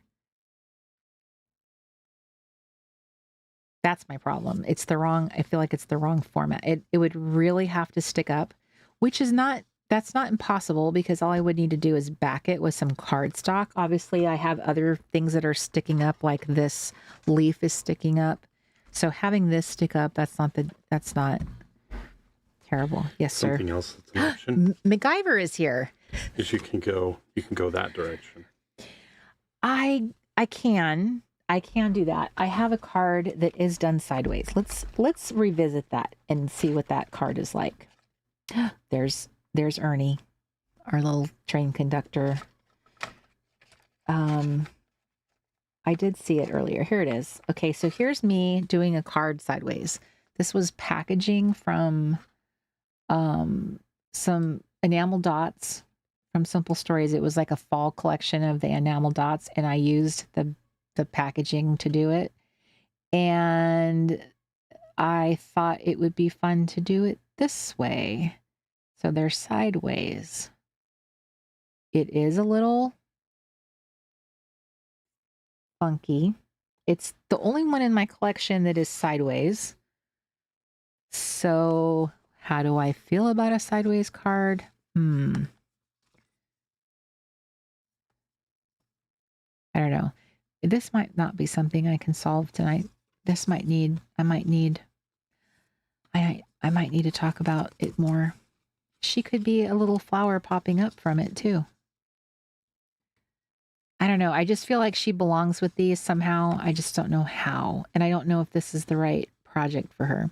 Because that's another thing. This isn't the only thing that I do. I have other things in the works, other stuff I'm doing. You know, she could be, I could make a pocket with her like this, you know, and use her as something else. You know what I mean? You know what I'm saying? That gives me more freedom. Like, just looking at it this way, let's pretend that this is like a little pocket and she's doing something fun on here. And then I put punch holes in it and then it's like a page, you know, and then I'm not constricted with all of this. I don't know. Let's take that out of the equation. This might be a project that's more like for my harmony project or something I might frame. Yeah, I like it. I think that it has potential to be something better than just a card, and I don't want to do that hastily. So I'm going to set her aside and then I shall move on. Let's move on.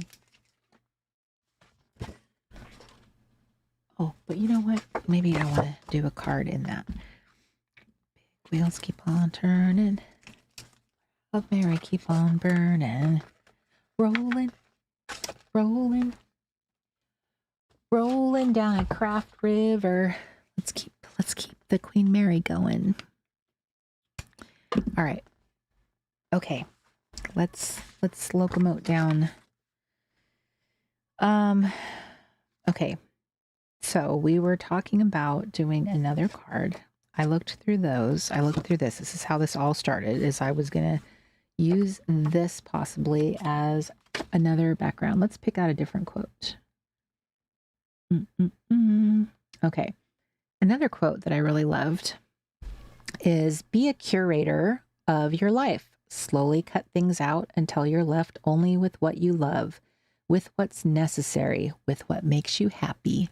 So some of the quotes that I found are also like what I would call really good like tips or reminders, something that like working on a project, like I have to work on a project more than ever now. This would be something I would like pin up, like post my little card. Like I would use this as a decision maker card. It would be like heavy lifting for me. So it's not just a pretty card I would put in a box. It's actually something I would use as something that's like a matrix for helping me make a decision. So slowly cut things out until you're left only with what you love, with what's necessary, with what makes you happy. So as you're making a decision, decluttering, does it fall into these three things? These three categories? You know, if I'm curating my space in here, am I am I left with things that are like, that make me feel guilty about money I spent?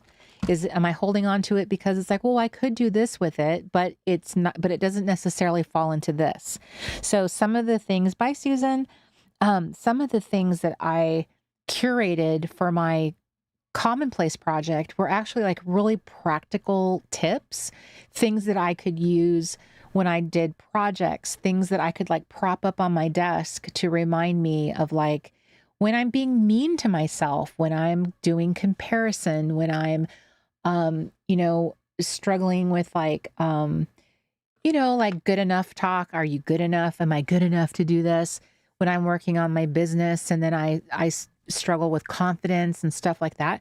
So like for me, when I was thinking about it, I don't want just like pretty quotes and pretty or inspiring things, I want also is quotes that I consider like things that would help be motivating, things that I could put out and that would actually help me be like what I call like a matrix. This is going to help me make a decision. Have you guys heard of the Eisenhower matrix? So this is a way of helping people make decisions and how they're going to get things done every day. It's a similar tool or way of people doing things similar to like Eat That Frog or Get Things Done that Brian Tracy does. Wait, is Brian Tracy is the frog guy. Get Things Done is the other guy. I'm mixing up all my people right now. Who's the Get Things Done guy? Oh, my Lanta.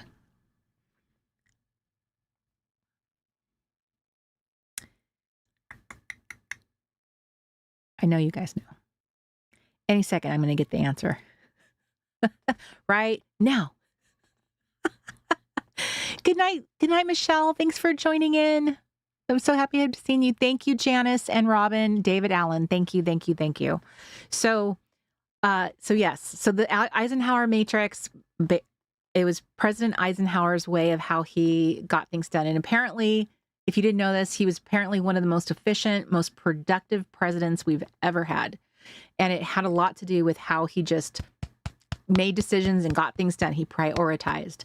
And so it's like a quadrant that you kind of, and I'm sure you've seen variations of it. You've seen it. I think I've seen planners that kind of utilize that, that matrix and how you shift things into like must do, can do later.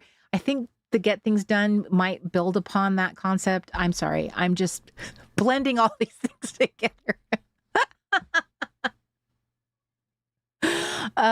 So anyway, that's what I was thinking, when I was doing this is I'm going to mix in with my commonplace stuff is I'm going to mix in actually like motivating tips, ideas, things that actually I could use to help me get things done and help me achieve goals, help me accomplish stuff. So it wouldn't just be, this is just an inspiring message, but other things that would be, something that would help me be something, like more, I think that I have explained myself. I think I'm going to stop right now. I have doing the Corey thing where I just like talk and talk and talk and talk. I think I am done now. And end scene. Do you guys remember end scene? That's an oldie but a goodie. Okay. I need to get a little bit more balmy balm on my lips.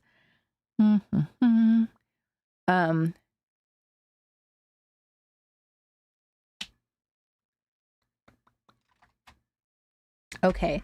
So what I would love to do is do like a random card, is do like that dude that I did where he would just have like a randomy, kind of like a fun card that has no, I think I need to mix it up and do something fun. Is that what I need to do? Like that kind of card. Let's just do a fun card. I'm not saying that the quote, I can do that in a fun way, like just do something fun. Psst, psst, psst. Okay. And sometimes the most fun ones are when so like sometimes to do like a fun card, but with a serious message. So like I like using something that is what am I trying to say? So I want to do something silly and fun, so I'll pick a more serious background. I think that is kind of something I enjoy doing. So that would be like ledger. I like that ledger. That's my favorite ledger. Which one? Which one? Probably this one. That's like my classic Corey ledger. I think Mark has this one labeled as Corey's favorite all-time ledger or something. I think it's that one. But there's actually two of them, so it's probably not fair to call that one my favorite all-time because there's two. And I like them for different reasons. And you have seen them in variations of like the playbook. In my branding, it's like they're used for everything. Okay. All right. Let's do this. Be a curator of your life. Slowly cut things out till you're left with only what's behind. Let me pick out my muse. My muse is the person. I like adding people to my cards. I really, really do. I've been using a lot of honeys lately, but I have these bomb stickers that we will be releasing. They're not released yet, but these little yearbook stickers that are so fabulous. I have been putting them in everything, and they are magical. Magical. Like unicorns. All right.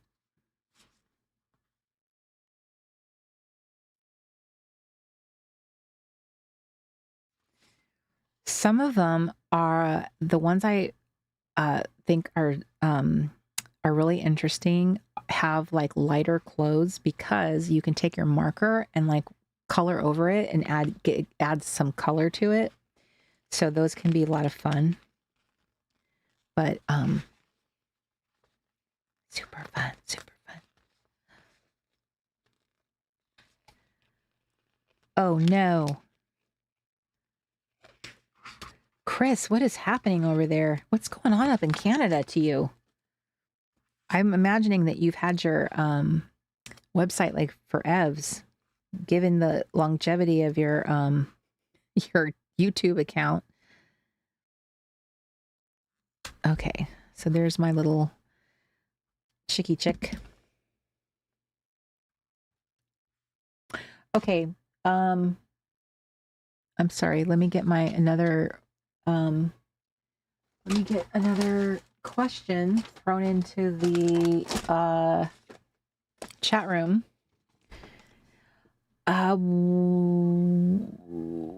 What's one supply in your stash that instantly makes you feel cozy? What's one supply in your stash that instantly makes you feel cozy? The fall family planner. Is there going to be a winter one for December? So, Miss Melissa, I am working on a super secret project right now. I am making a, what is the word? I am making a year-long printable book for the entire year, which I've not done before. Usually the things I release are like seasonal. I made a planner one time, a faith planner. So this book that I'm releasing is for the entire year, and it is like it's got parts of the playbook, parts of the wholehearted sheets. It's got parts of these things. They're like features of those things that I liked, like formats, the way the pages were formatted. Features of them that were like some creative aspects of those things. And I am putting together a whole annual book. I'm calling it the Crafty Girl Yearbook. You heard it first. So that is what I am working on behind the scenes. I am trying to do that book and plan for the winter content of the clubhouse to hopefully have those both come out, be ready. The yearbook would need to be first because I would like to get that into people's hands before the 1st of January. But the the PlayKit also needs to be available too. So the PlayKit and its project. So I was hoping to do the PlayKit around the Harmony, but I'm not sure yet. Now that I have this new project happening, this yearbook, now it's making me kind of like think about the PlayKit differently, because now I'm thinking maybe the PlayKit should dovetail with that book. So yeah. So now I'm kind of rethinking everything. I'm trying to build something that's the essence of simplicity, something that makes everything easy, that makes that aspect easy, so that I have more capacity to do the fun extra retreats. That is my goal, is I really want those extra things. So like having an extra Harmony retreat. So to that end, I am hoping to have a little weekend, like 1 day or 2 day event where I'm doing some simple little gatherings where we do like a vision board, a word for the year project, like doing those little fun things, because those things I love doing those kinds of things. And those are the things that people like doing in January for the year. So that's sort of like that little thing that I was kind of hoping to do. And it would be a printable. The next step is to try to start moving those things onto Amazon, but they would be Amazon's printing option. So it still wouldn't be a product that I have printed somewhere and then is shipped through Amazon. It would be printed by Amazon. That is something I hope will happen one day, but until then, it's still going to be a printable, downloadable product like I normally do. So, so yeah, that is what I've been working on. So I'm pretty excited about that. I'm hoping that will, I'm hoping that I will be able to get that out in time. So we'll see. We shall see. So anyway, there's my chickie. I'm going to give her a little makeover with her little shirt. It is, Jennifer. It is very exciting. I'm excited. I want it like this. These little yearbook images, these little fun stickers. This is like I've been kind of moving towards a new style, so it's more collagey and more less like I have done things in the past, and more the way I'm doing things now. So it will have a more simple style and have more, it'll be more simple and more inviting you to add your decor style to it. Less me, more you. Okay, so as you can see, like adding the extra little inks and stuff on top of the clothes is like the fun, I think, is super fun. Super fun. And then here's my little box of like stars. Mark made these little teeny tiny versions of them. These little bitty tiny ones. These look so fun on the planners, like the little calendars. Oh my gosh, they're ridiculous how cute they are. So and then there's that size where they're a little bigger on that size. So he's been experimenting and stuff.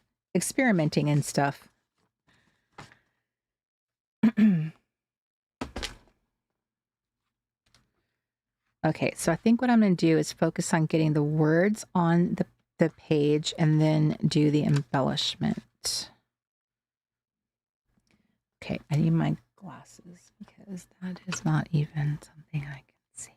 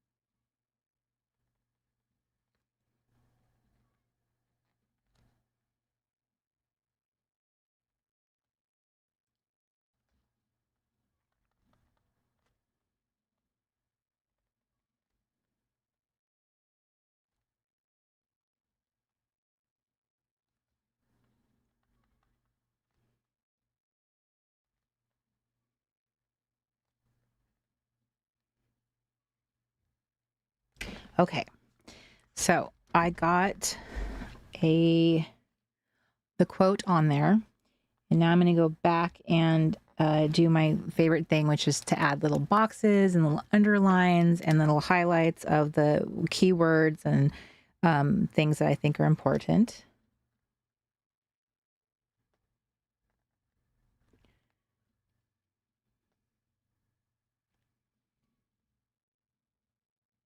So what you love.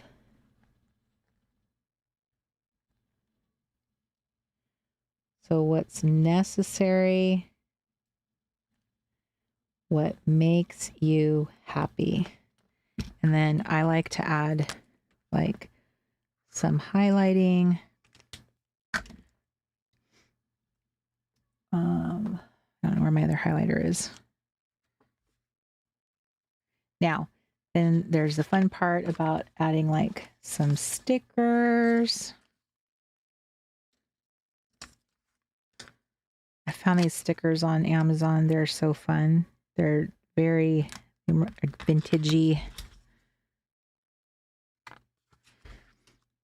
Okay. Did I ask you guys something? Good night, Jackie. Okay. So the cozy thing is I got yarn.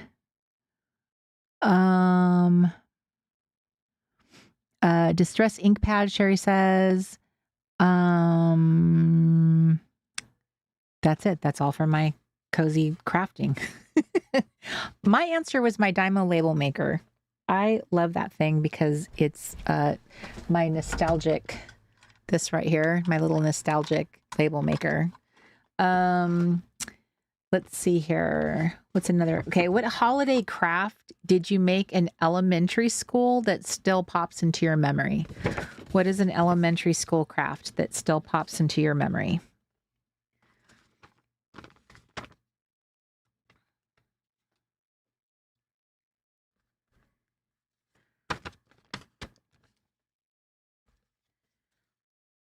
Okay. What time is it? It is 7:22. I started at 5 o'clock.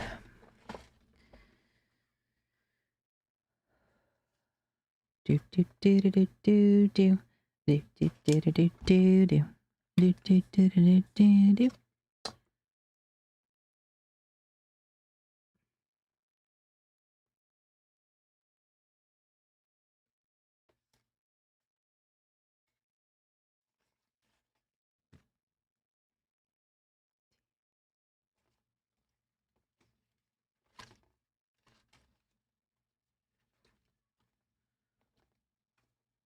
Oh, I got chickens. Mrs. Grossman's chickens. I had these. These are 2007. These stickers are almost 20 years old. Perhaps I need a chicken on here. I think these chickens need to be put to work, don't you?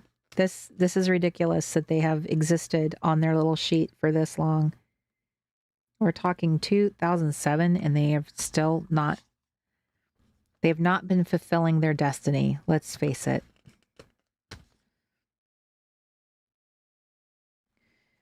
Okay, so let's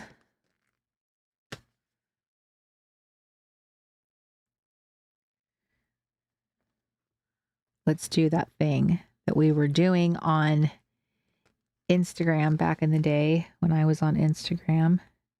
We would say this. So much this. Because I'm going to be a curator. I am a curator.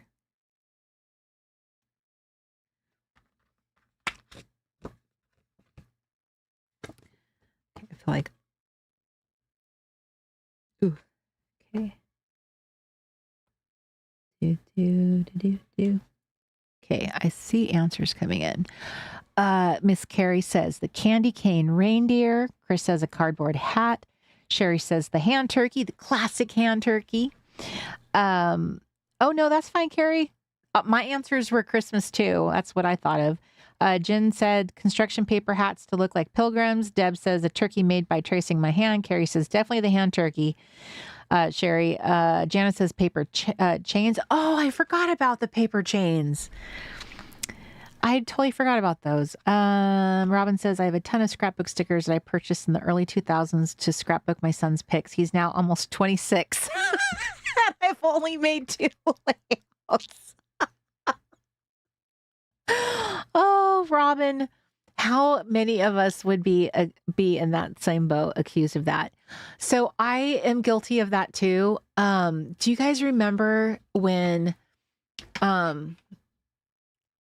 So back when it first came out, it was Me and My Big Ideas. Like I feel like most of us think of that brand as Happy Planner now. But when it first came out, it was Mombi. And they had the stick figure characters. Do you girls remember the stick figure characters that they had? They were so cute. I was obsessed with them, and I bought a bunch of sticker sheets that were those stick figure characters, thinking I would scrapbook one day. So yes, that was my thing. Of what I purchased in the scrapbooking world was some of those because I loved them. Mind you, I had never done any photography, or I don't even know if I had a camera to even photograph stuff. But when I saw them, I convinced myself that I would, because I just wanted those stickers so badly. I truly hope that I got rid of those stickers, that like I donated them so that they are living their best life in somebody's scrapbook. I hope they're not in my storage. That's all I hope. Annie says, not made at school, but when I was elementary age, we used to make Reader Digest Christmas trees around Thanksgiving. Glue and glitter everywhere. A great combo with kids. Melissa said, ditto on the construction hats. Jen says, I want to make some paper chains this Christmas. Yes, the paper chains. And I have seen so many fun ideas over the years with paper chains, like the materials using it. We just used our simple construction paper when we were kids. That was really all they had available. But obviously over the years, we have so many other options now. And there's like so many cool ways to make paper chains now. Robin says those stick figure stickers are still my favorite. And I still have some in my stash. Do you guys, Melissa says, I love those. Robin, my stick figure stickers are living their best life in a binder. Oh my. Okay. Let's see. I need to add one of my, I still am like love my, I still love these passionately. I still have such a huge crush on my little my whimsy arrows. Still classic. I love these so much. My little emoji, those. Love these. They're still my favorites. I still go through tons of these in my note taking. This is the other sheet that I'm still going through. I use them all the time. I just love them. And the big ones are awesome too. So I still love them. Don't get ever tired of those. I still, I have been using these a lot lately. The clear stamp ones. I think I was showing those last. Oh, and I think we deleted these from the store, but I found mine in my my stash, and I'm like, wow, I'm so glad I have these now, because now I'm into all the naturey stuff, and now I love them. In fact, I love them so much, I asked Mark, I got some artwork that I really loved, and he made me some new naturey stuff that looks so good with this stuff. So here's like new stuff that we were going to, it's not branded or anything yet, but we're going to release this, and it's like, I really love the color story for each of them. I think they're really beautiful winter type of, I think they're beautiful like fall winter.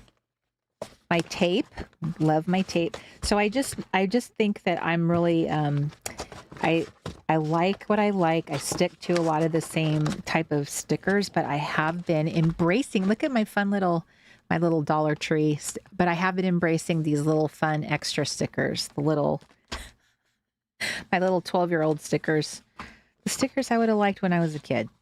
I like those ones. They have been really, really making me happy.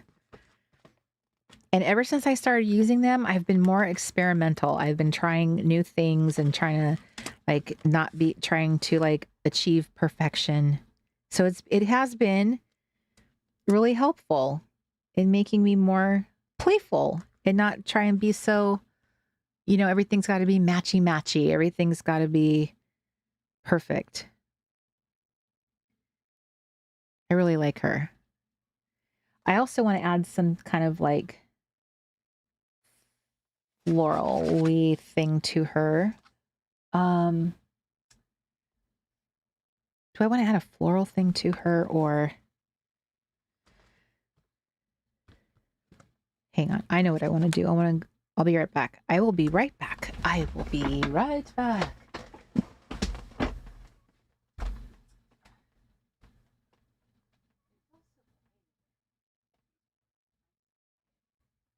Except for my chickens.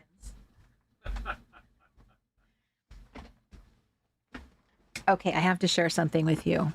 So, see my little spinny disco light right there, which I love, by the way. I love it. It's so much fun. But lately, it makes noise when it spins around lately, and the sound it makes, it sounds like chickens squawking very quietly, like the kind of low little cluck, cluck, cluck, cluck noise that they make. So I feel like I have chickens quietly in the background. I don't feel alone in here. It's very quiet. I feel like if you guys were all here, I wouldn't feel so alone right now, but me and my chickens, we're hanging out. We're getting things done.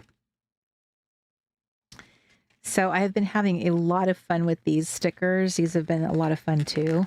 They're from Bando. They remind me of stickers that us Gen X kids would have loved. They're just super fun. Oh, actually, all of us would have loved them.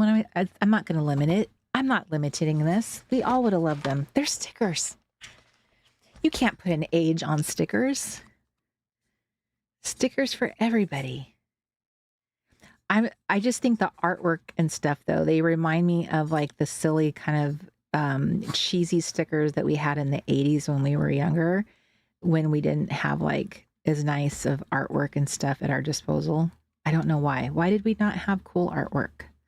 That's what I like about it, is a lot of them just feel like they're not as cool. But it's intentional. So I kind of like this card because it's talking about being a curator of your life and minimizing everything down. And then I'm making it more maximalist. I'm making a card that's the antithesis of what I'm trying to say. I want to find something to put it right there.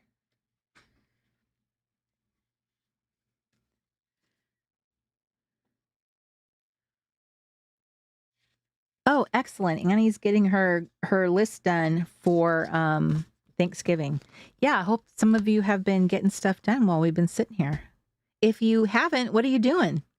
What are you doing with yourself? And who has to cook all your dinner and stuff? Is that something that some of you are getting all prepped up for?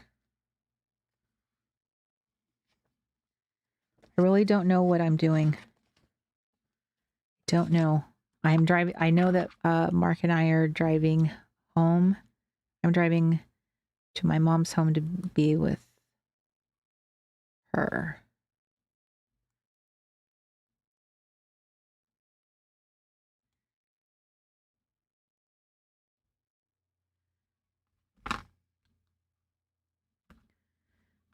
Okay. So that's a little more fun. There's a disco ball. Another obsession of mine is my disco ball. I just find them to be so fun. They're so joyful for me. Sparkly, happy. There's a banana. Okay. Be a curator of your life. This. Okay? This. Do it. Do it. Okay. So that's another card down. So I've been doing a lot of this kind of stuff lately. Just silly stuff. And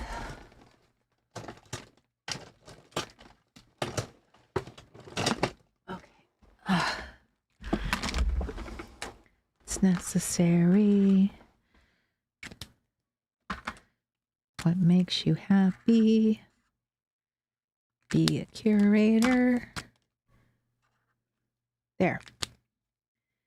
This is what I really, really enjoy doing, is adding a lot of like extra little fun color. Probably going to be too dark. There we go. There's a simple one. This mixes up with the fancy ones. Oh, but I want to add a tab to it because that's one of my favorite things to do, is add tabs to my little cards. Do.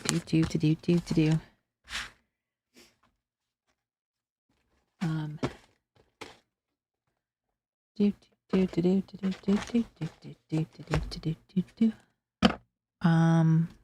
had a whole thing. Oh, here they are. So let me see.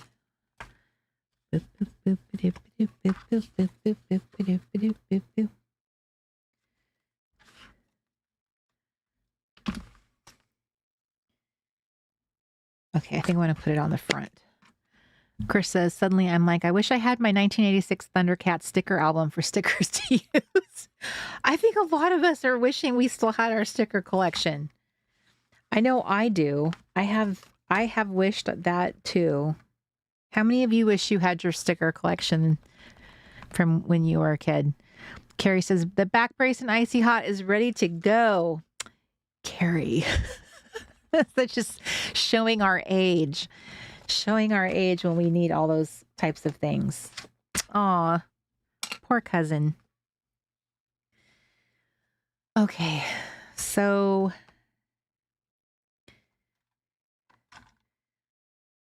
let's see. I don't know if this is actually working right now. Something is going on with my...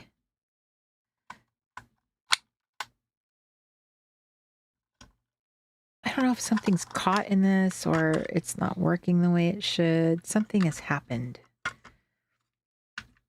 don't know what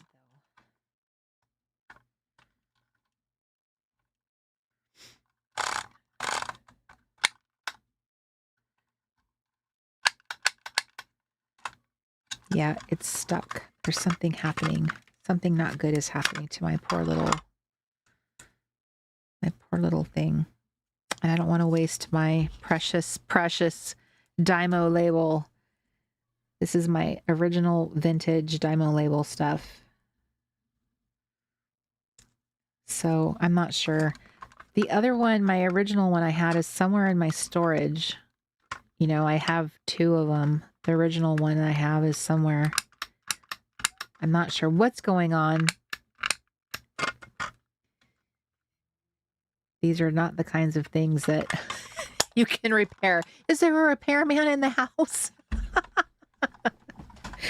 I don't think that works that way. So that's a bummer because I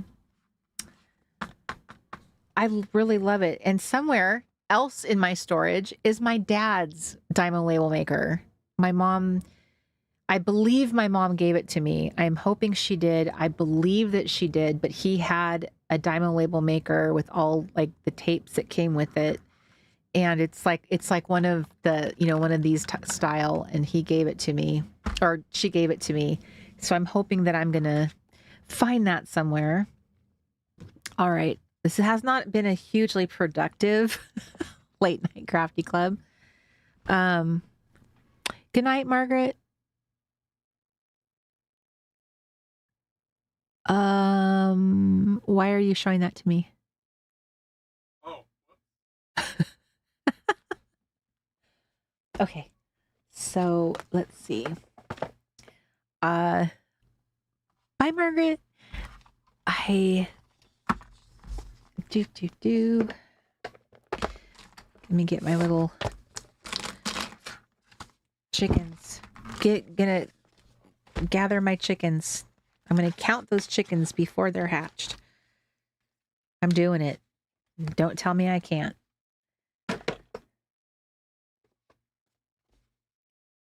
Do. Now this kind of card would be good because I could use my white pen with it. It's dark enough that it would hold. You could. That you could.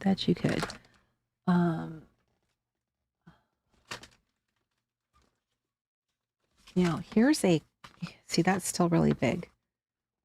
I really need to figure out how I can do an envelope. Oh, I just thought of something. Right there. Envelope. Did I experiment? I think I'm going to count this as one. So let me see.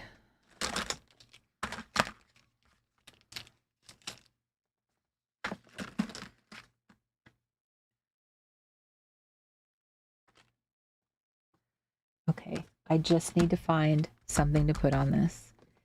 And away we go. Right? Of course, right. Of course, right.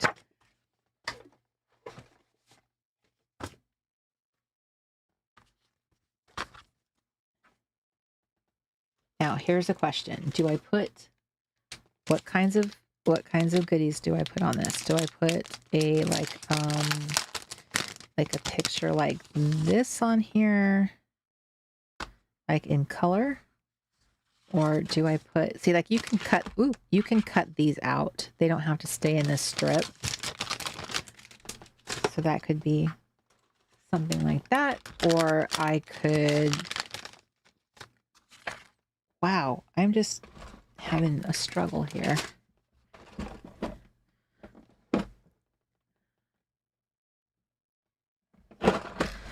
Okay. Oh, that's fun. There's a little two kids in a clown outfit. Maybe this is what made some of them make the cut for Halloween. And then here's the scary little twin boys that kind of remind me of the little girls from The Shining. But they're a lot cuter. They would be cute. You could do something with their sweaters. You could draw on them and add little designs to them. That could be adorable. She's got a cute little dress on, a little white dress that you could write on. I don't really see people do much to alter the clothes and stuff of these little peeps.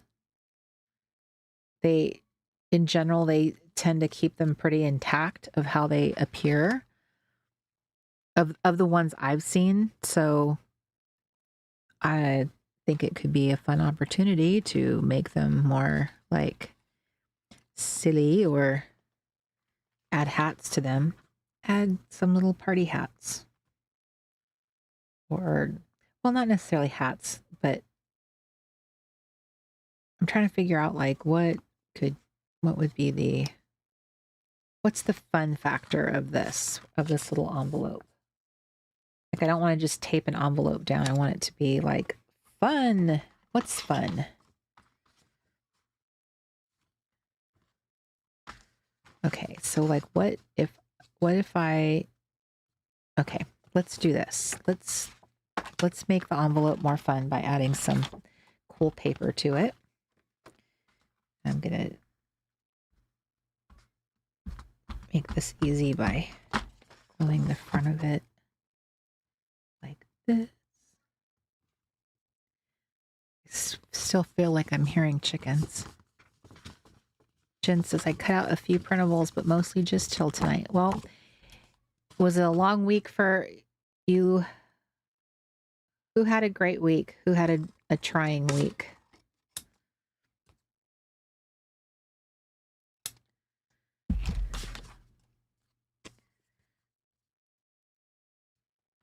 Okay. So here's a fun.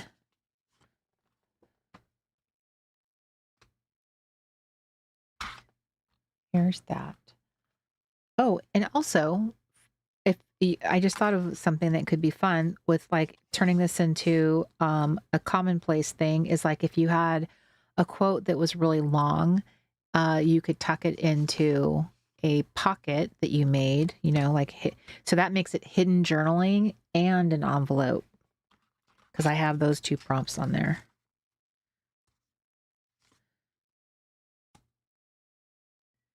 That's kind of fun, putting them on there like that. They kind of remind me of like a little sardine can. I think I'm going to do that. I'm going to make them into like a little pair of sardines. That's what they remind me of.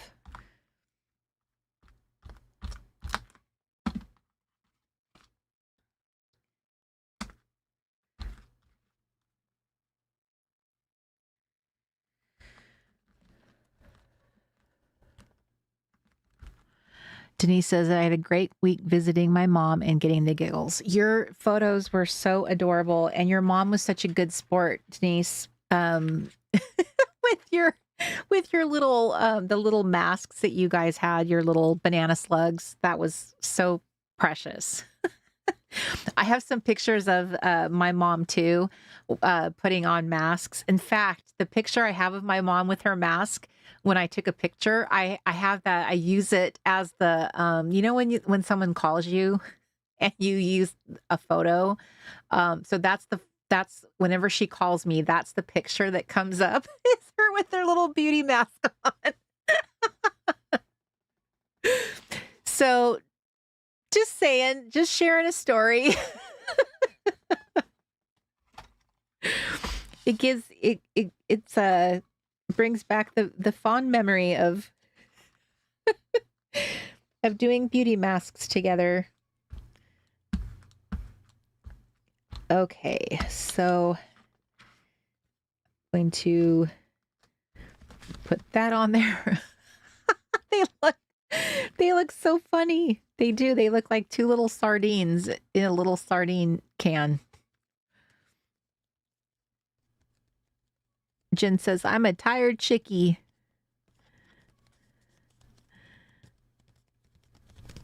Oh, you are welcome, Deb, and I hope you have a good Thanksgiving too.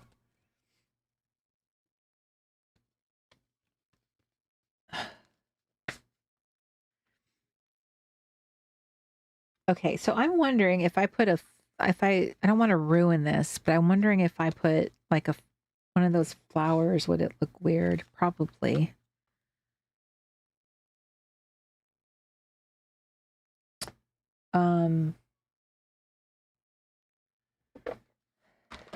Let me see. I have different kinds of stickers, and one of them are these little sparkly stars.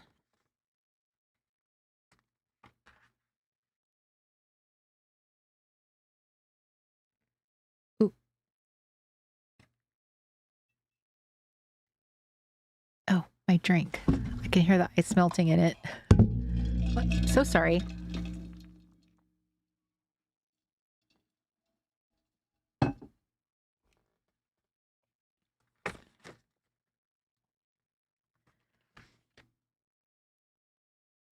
I just wanted to see what this looked like if I put some stars coming out of here. I'm used to using those really tiny stars.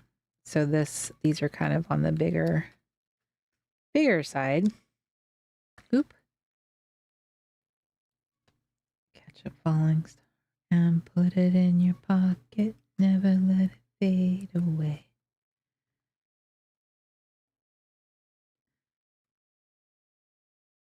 Okay, good enough. I really like the simplicity of this, and yet it still has impact. So there's one tab that I could put on here, like the blue.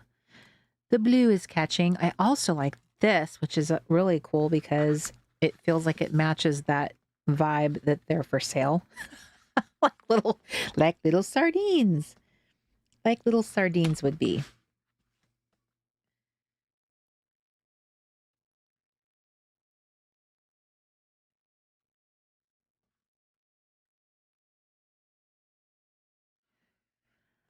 Okay.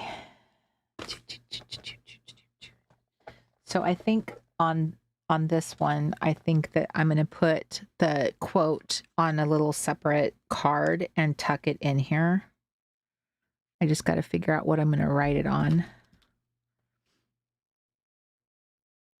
A tag. That's what I'm going to write it on. Ooh, is that a prompt? I wonder if that is a prompt.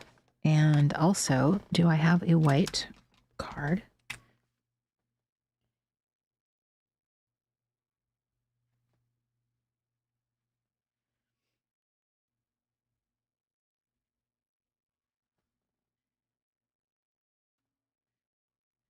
I love my little plus signs.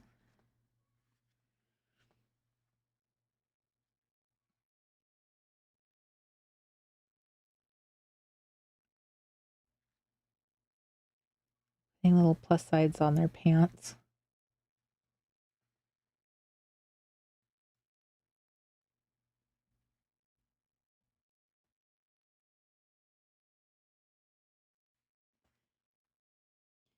And I'm going to put little dots on the card. Little tab, I should say, not card.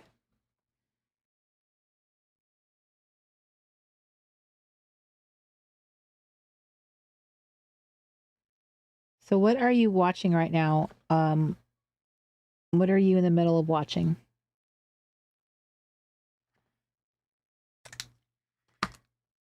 So there's that.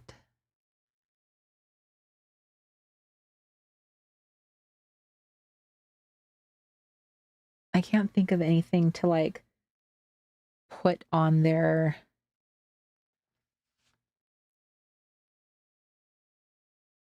They have cute little bow ties.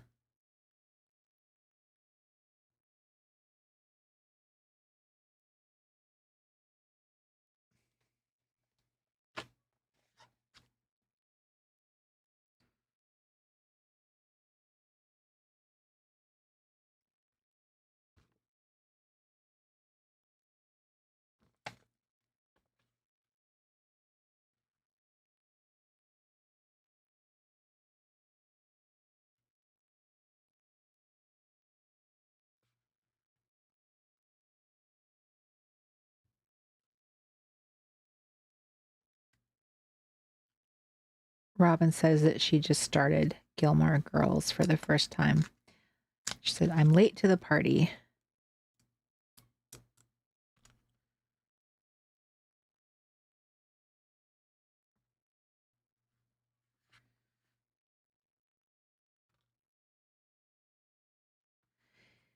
You know, I didn't enjoy watching the Gilmore Girls when it was originally on.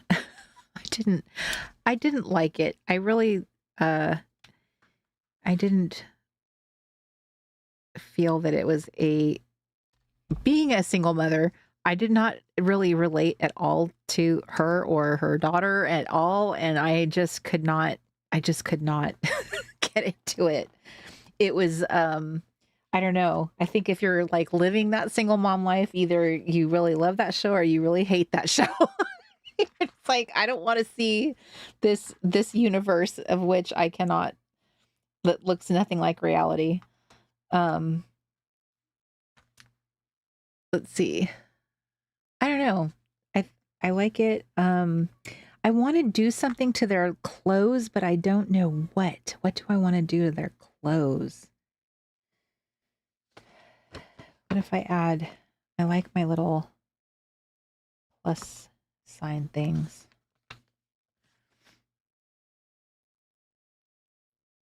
Jen says that she started watching the Golden Girls, which she hasn't watched in years.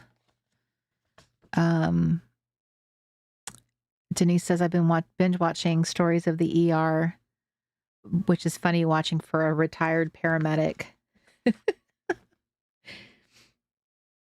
There was a series that I was really I was watching too, and I don't know if that's the same series, but the one I was watching it's a paramedic series. It's a true it's a reality show, and it's based in New Orleans. Uh, it was extremely, yeah, it was very real, and so I don't know if that's the same show, Denise, but it was very it's very hitting. It was very heavy hitting. It's hard to watch, so I think I watched like all that I could, and then I was like, okay, that was really good. I'm on to something else now. Okay, so I think I have added all that I can there. I'm thinking maybe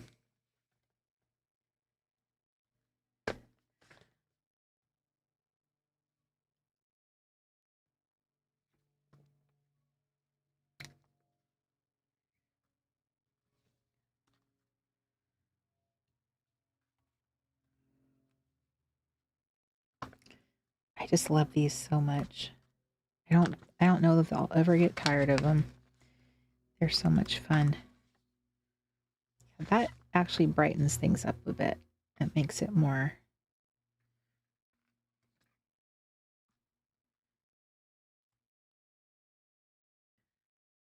a little bit more humorous, I think.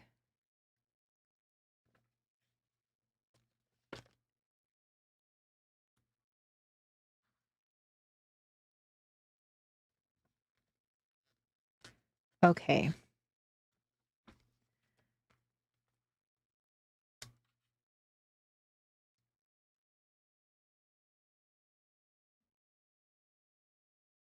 So maybe I'll take off the sparkly stickers and replace them with the matchy stickers.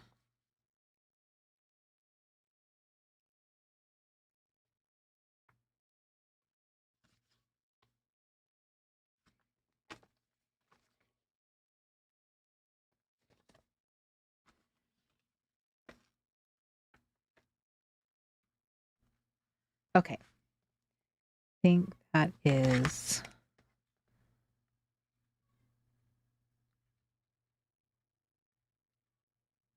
okay.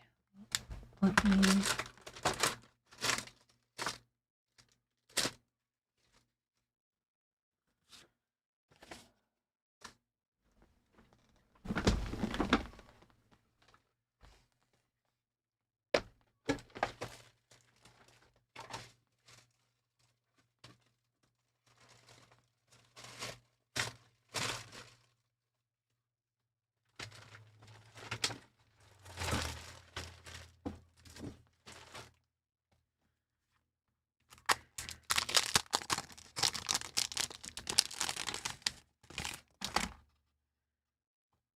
okay.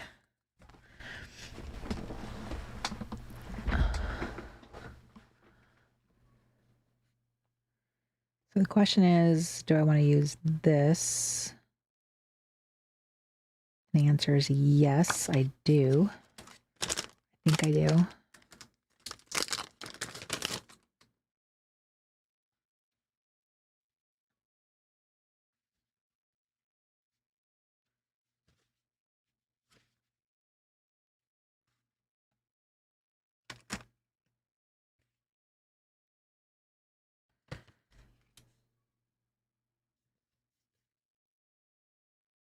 Okay, so I'm going to cut off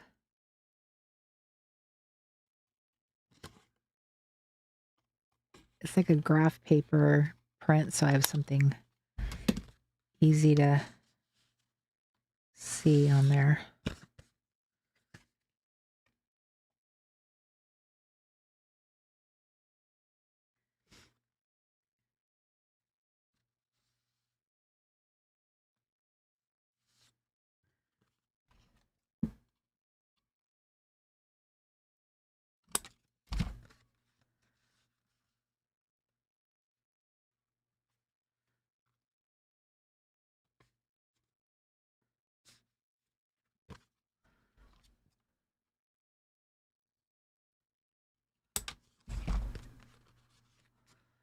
Do do do do do do do.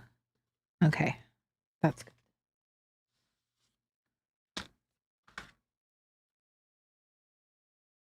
I don't know if I have any. I don't think I have any like thread, or not thread, but like what do you call it?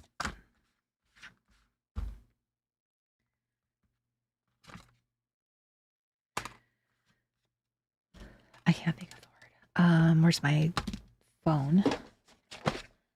I have a pile, a mess, a messy pile on my.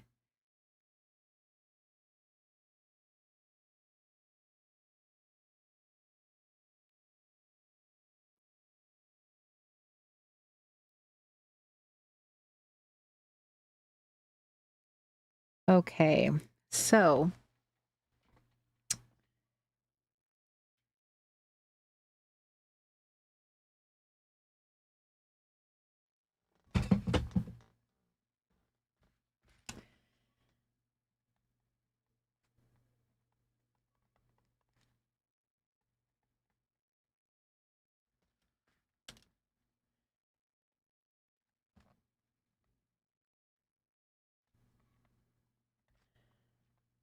I'm gonna get all this written and then add my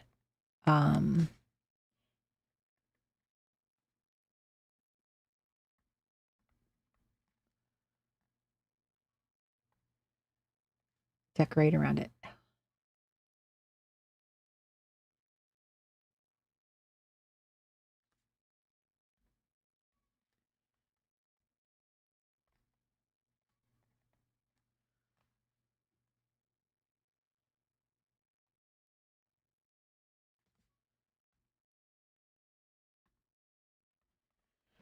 Okay, so I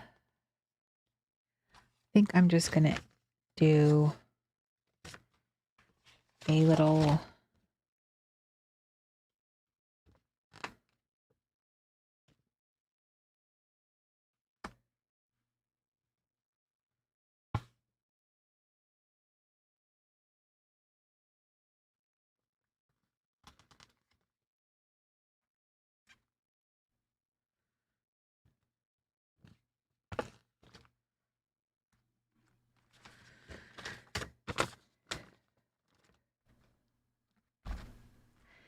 then I'm going to do a little black dot, dotty dot. Oh, nope. I like the other dot. Good night, Chris, if you're still there. Oh my gosh, I love these black pens.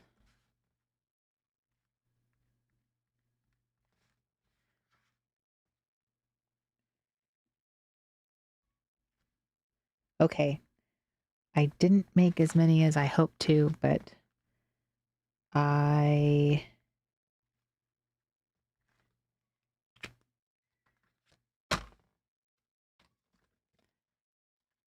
had to chat. I had to visit with my friends. So there's that. Okay, and I think that one was worth a lot of points. So this one is got hidden journaling. It has tags. And what else can I give it? I'm going to give it experiment. I'm going to give it experiment. I think so. Oh, and envelope, because that's an envelope. Envelope and a tag. Yes, yes, yes.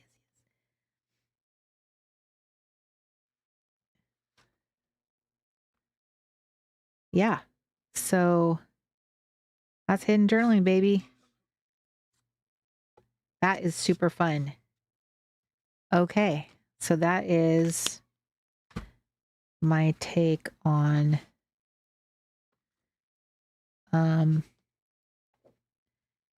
those particular prompts. So doing hidden journaling, a tag, an envelope, and an experiment, which this definitely was. And I super love that. That one's These two are my favorite tonight. This is what I want to keep doing. I would add the word curator here once I get my, actually, I'm not going to wait to get that Dymo label thing fixed. I'm just going to do it in white pen. Maybe not.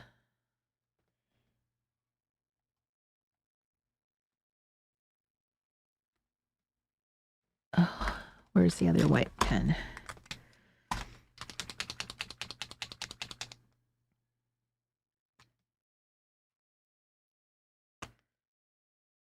Is this mixed up enough?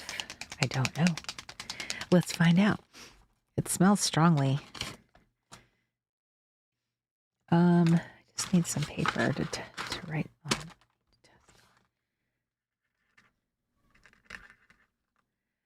on.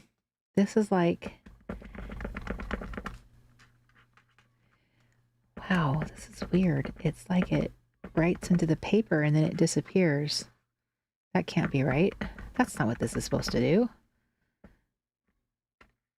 Interesting. I don't know what to make of that. I don't know if that's typical, normal.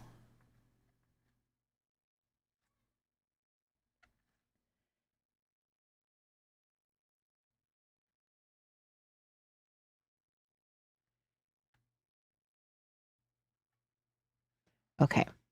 So there added the word curator, which is kind of hard to see, but I wanted to keep trying different things. So I don't always have the same type of tab. I'm going to add little white dots because I love these white dots. Okay. So I got Miss Cindy. I got this, the quote on curating, and I got my boys. So those are my cards for tonight, which I really like. What a mess. What a mess. But I love it. It's a good mess to have. So I'm gonna do something I don't normally do. I'm gonna try to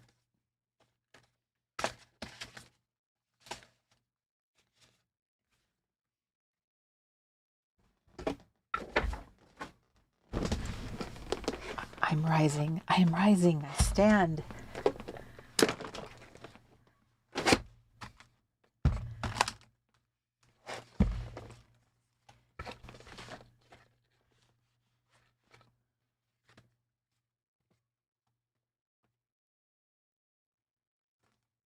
Okay. And then somewhere in this mouth, there it is. I was like, somewhere in this mess is my phone.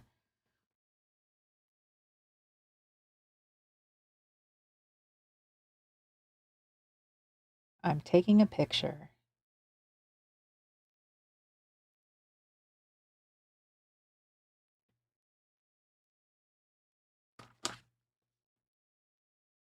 Taking a picture. Taking a picture. I've noticed that I really like my pictures when I have like a mess behind them. You know, like there's just like a bunch of like a scrappy mess, you know? Isn't that what all of our stuff should look like? Is it the mess of all of the stuff that we pulled out and the scraps, the trash, the pens, the everything that went into making those 3 cards. I have like the messiest desk ever. But how cool is that? I am accomplished. It took me just 3 hours to do 3 cards. I promise I am not this slow. I actually made way more cards in a shorter amount of time in the other one, but I love the Late Night Crafty Club for also connecting with you. And also I love like bringing our, get to know you questions, the fun questions. So I definitely don't ever intend this to be just me sitting here crafting by myself. And it's always meant for it to be a co-working project too, for you to be crafting along with me if you so choose. But I also know by choosing a Friday night that a lot of you are also tired from your week, from all the adulting that so many of us are called to do for the week. So this has always been a very introvert focused audience, and let's face it, our batteries deplete much faster. So yeah, I definitely assume that a lot of you are just tired, and it's just like, I'm just gonna throw on the Late Night Crafty Club and I'm just gonna lay here. So anyway, if you did craft with me tonight and you are in the clubhouse, I would love to see what you made with me by posting your goodies. Post what you made in the clubhouse. If you have not joined the clubhouse and you're wondering what it's about, you can join the clubhouse for just $5. You can give it a try. There's no commitment to like staying in it forever. You can try it for $5 and go, this isn't for me, and slip on out. $5, you can come on in and check it out and see the seasonal station, download the little fun, there's a printable mood board in there, the little story for the season. You can participate in the little chat that we have every day. There's like, I think there's like 3 every week, little conversation starters. People post what they're crafting on, what they're doing, projects. So, and if you want to share what you're doing with the Crafty Girl PlayKit, which is an optional purchase that you can make in our store, you can just participate by sharing what you're doing with your commonplace project. So you can you have a community to share with, and it's on a private platform. It is not Facebook or any of that. So, but for $5, that is where you're at. If you want to upgrade to the all access pass, then you get to do the private live streams, and the Crafty Girl Play Kit is included in your membership. So, awesome. I crafted with you tonight. Well, I am so happy to hear that. How fun. Thank you. And thank you for coming back, Miss 78 Reflections. I love that. I remember the first night that you joined us, and I am delighted that you have returned. So thank you. And Miss Glitter and Duct Tape, I know I have my book around here. I was writing down names. If you ladies want to share your real name, you can. I know that I have it. It's buried currently under all the mess. But yeah, so anyway, I hope that you guys had a wonderful Friday hanging out with me. And I don't have our next Late Night Crafty Club on the schedule, but I will and I shall. Obviously, I do tend to do it like every other Friday, I think, is my mode of how I do things. So it should be off this Friday, the following Friday. So I should be popping on 2 more for December. Now, December is kind of interesting because historically, I do like to try to do something around New Year's. I do in the past. I have done New Year's Eve events. I have done New Year's Day events. I do try to make, I do try and do that with the community. Now, this year is kind of unique because I am going to be home with my mom for Christmas. So I don't know if I will be down there that long, so I'm not sure. So I do want to say that I am mulling that over, which days I will be here. And I'm just giving you a heads up that I do plan on doing some kind of weekend event in January for a vision board, word of the year, your word for the year. So if you are starting to think about what my word for the year is, I'm going to be doing something where we'll be doing like a little project, doing a printable for you to start kind of like, so you can implement that word for the year all year long. And then there will be like probably a 3rd workshop. So I'm thinking of like 3 little, now I want to say workshop. I shouldn't use that word. It's like a little fun gathering where we can work on a project, craft-based project, so that you can use these little tools so that you have them for the year that will be very inspiring to you, to kind of help guide you, and that you can put up somewhere. I find things like that to be very visually inspiring, and that will help you, inspire your year. Remind you of that word that you picked so you don't forget about it 3 months into the year, that it's with you all year long. My word this year was building, or build. and it definitely served me well. It was my North Star for Camp Reset. So next year for me, it will be experiment. And I've already started implementing it and it's been paying off. So I'm really excited to see where that is going to take me. So I hope that you're already kind of mulling it over. Maybe you already have a word. Maybe it hasn't come to you yet, but let that sizzle. Also, one thing that I saw a few years ago, and I kind of introduced it into the whole idea of choosing a word, was sometimes a word can be more than just like, I like this word of, like I like the idea of the word, but choosing a word that represents like a character quality that you want to become more like. So sometimes a word beyond things like, sometimes people pick the word light or vision or play, like the word play, or I've seen people pick the word practice. Sometimes words can also be character words, like words that might inspire you to become something, your personality driven words. And this was I really wish I could remember the website where it came from. I used to know it and I used to link it into on my, I'm trying to remember how I introduced it. I don't know if this was so far back as when I had a Facebook group and I would talk about it. Yeah, I've been talking about your word for the year and choosing all that. I've been doing that for a lot of different years. And it was one of the resources I shared. And they had a website. They even had a book you could buy on Amazon. And it was so interesting because I'd never heard anyone talk about choosing your word based on a character quality. And I just thought that was so unique. It brought a different way of looking at it, to think about how when you think about building character, having a word like that is always kind of checking your behavior against it, like, am I really acting like this quality that I'm trying to develop?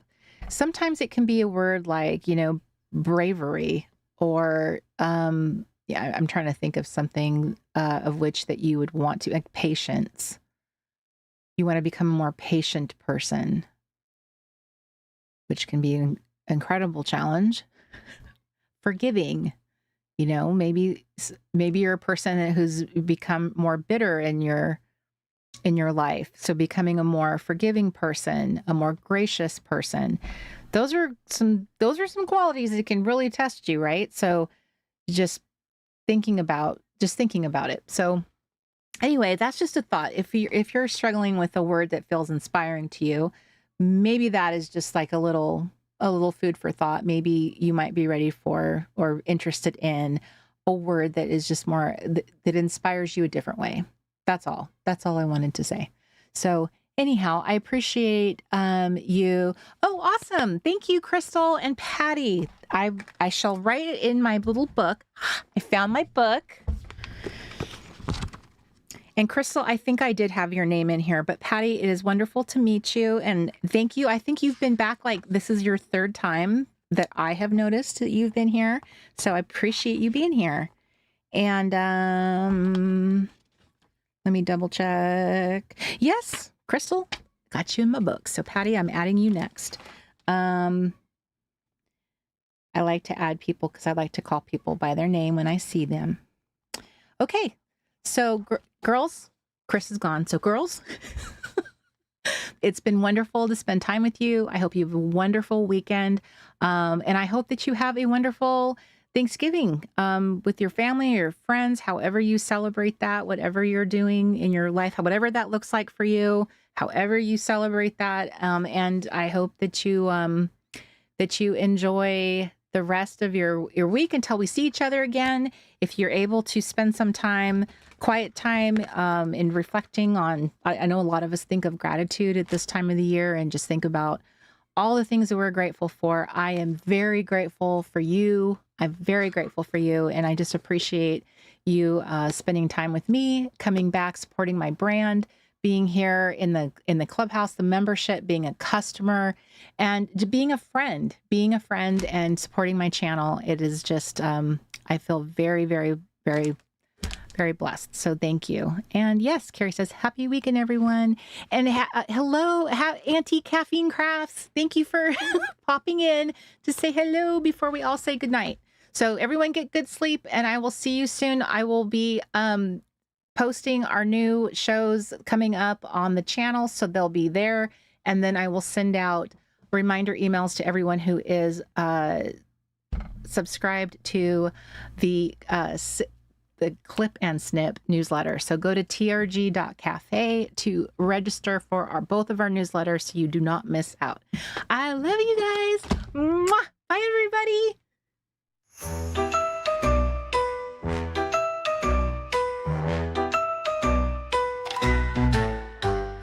Gather round, it's Friday night. Time for crafts and pure delight. Paper, scissors, let's get started. With vintage tape, we'll be wholehearted. Every honey deserves her day in the sun. With enamel dots, we're ready for fun. Layer in circles and punch stars too. In the late night crafty club, it's all for you.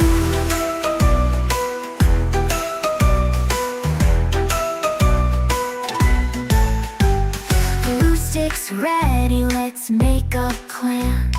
Planners in the office, supplies in hand.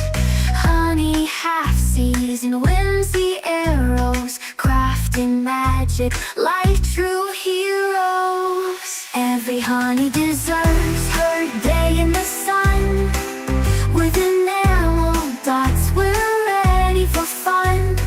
Layer in circles and punch stars too. In the late night crafty club, it's all for you.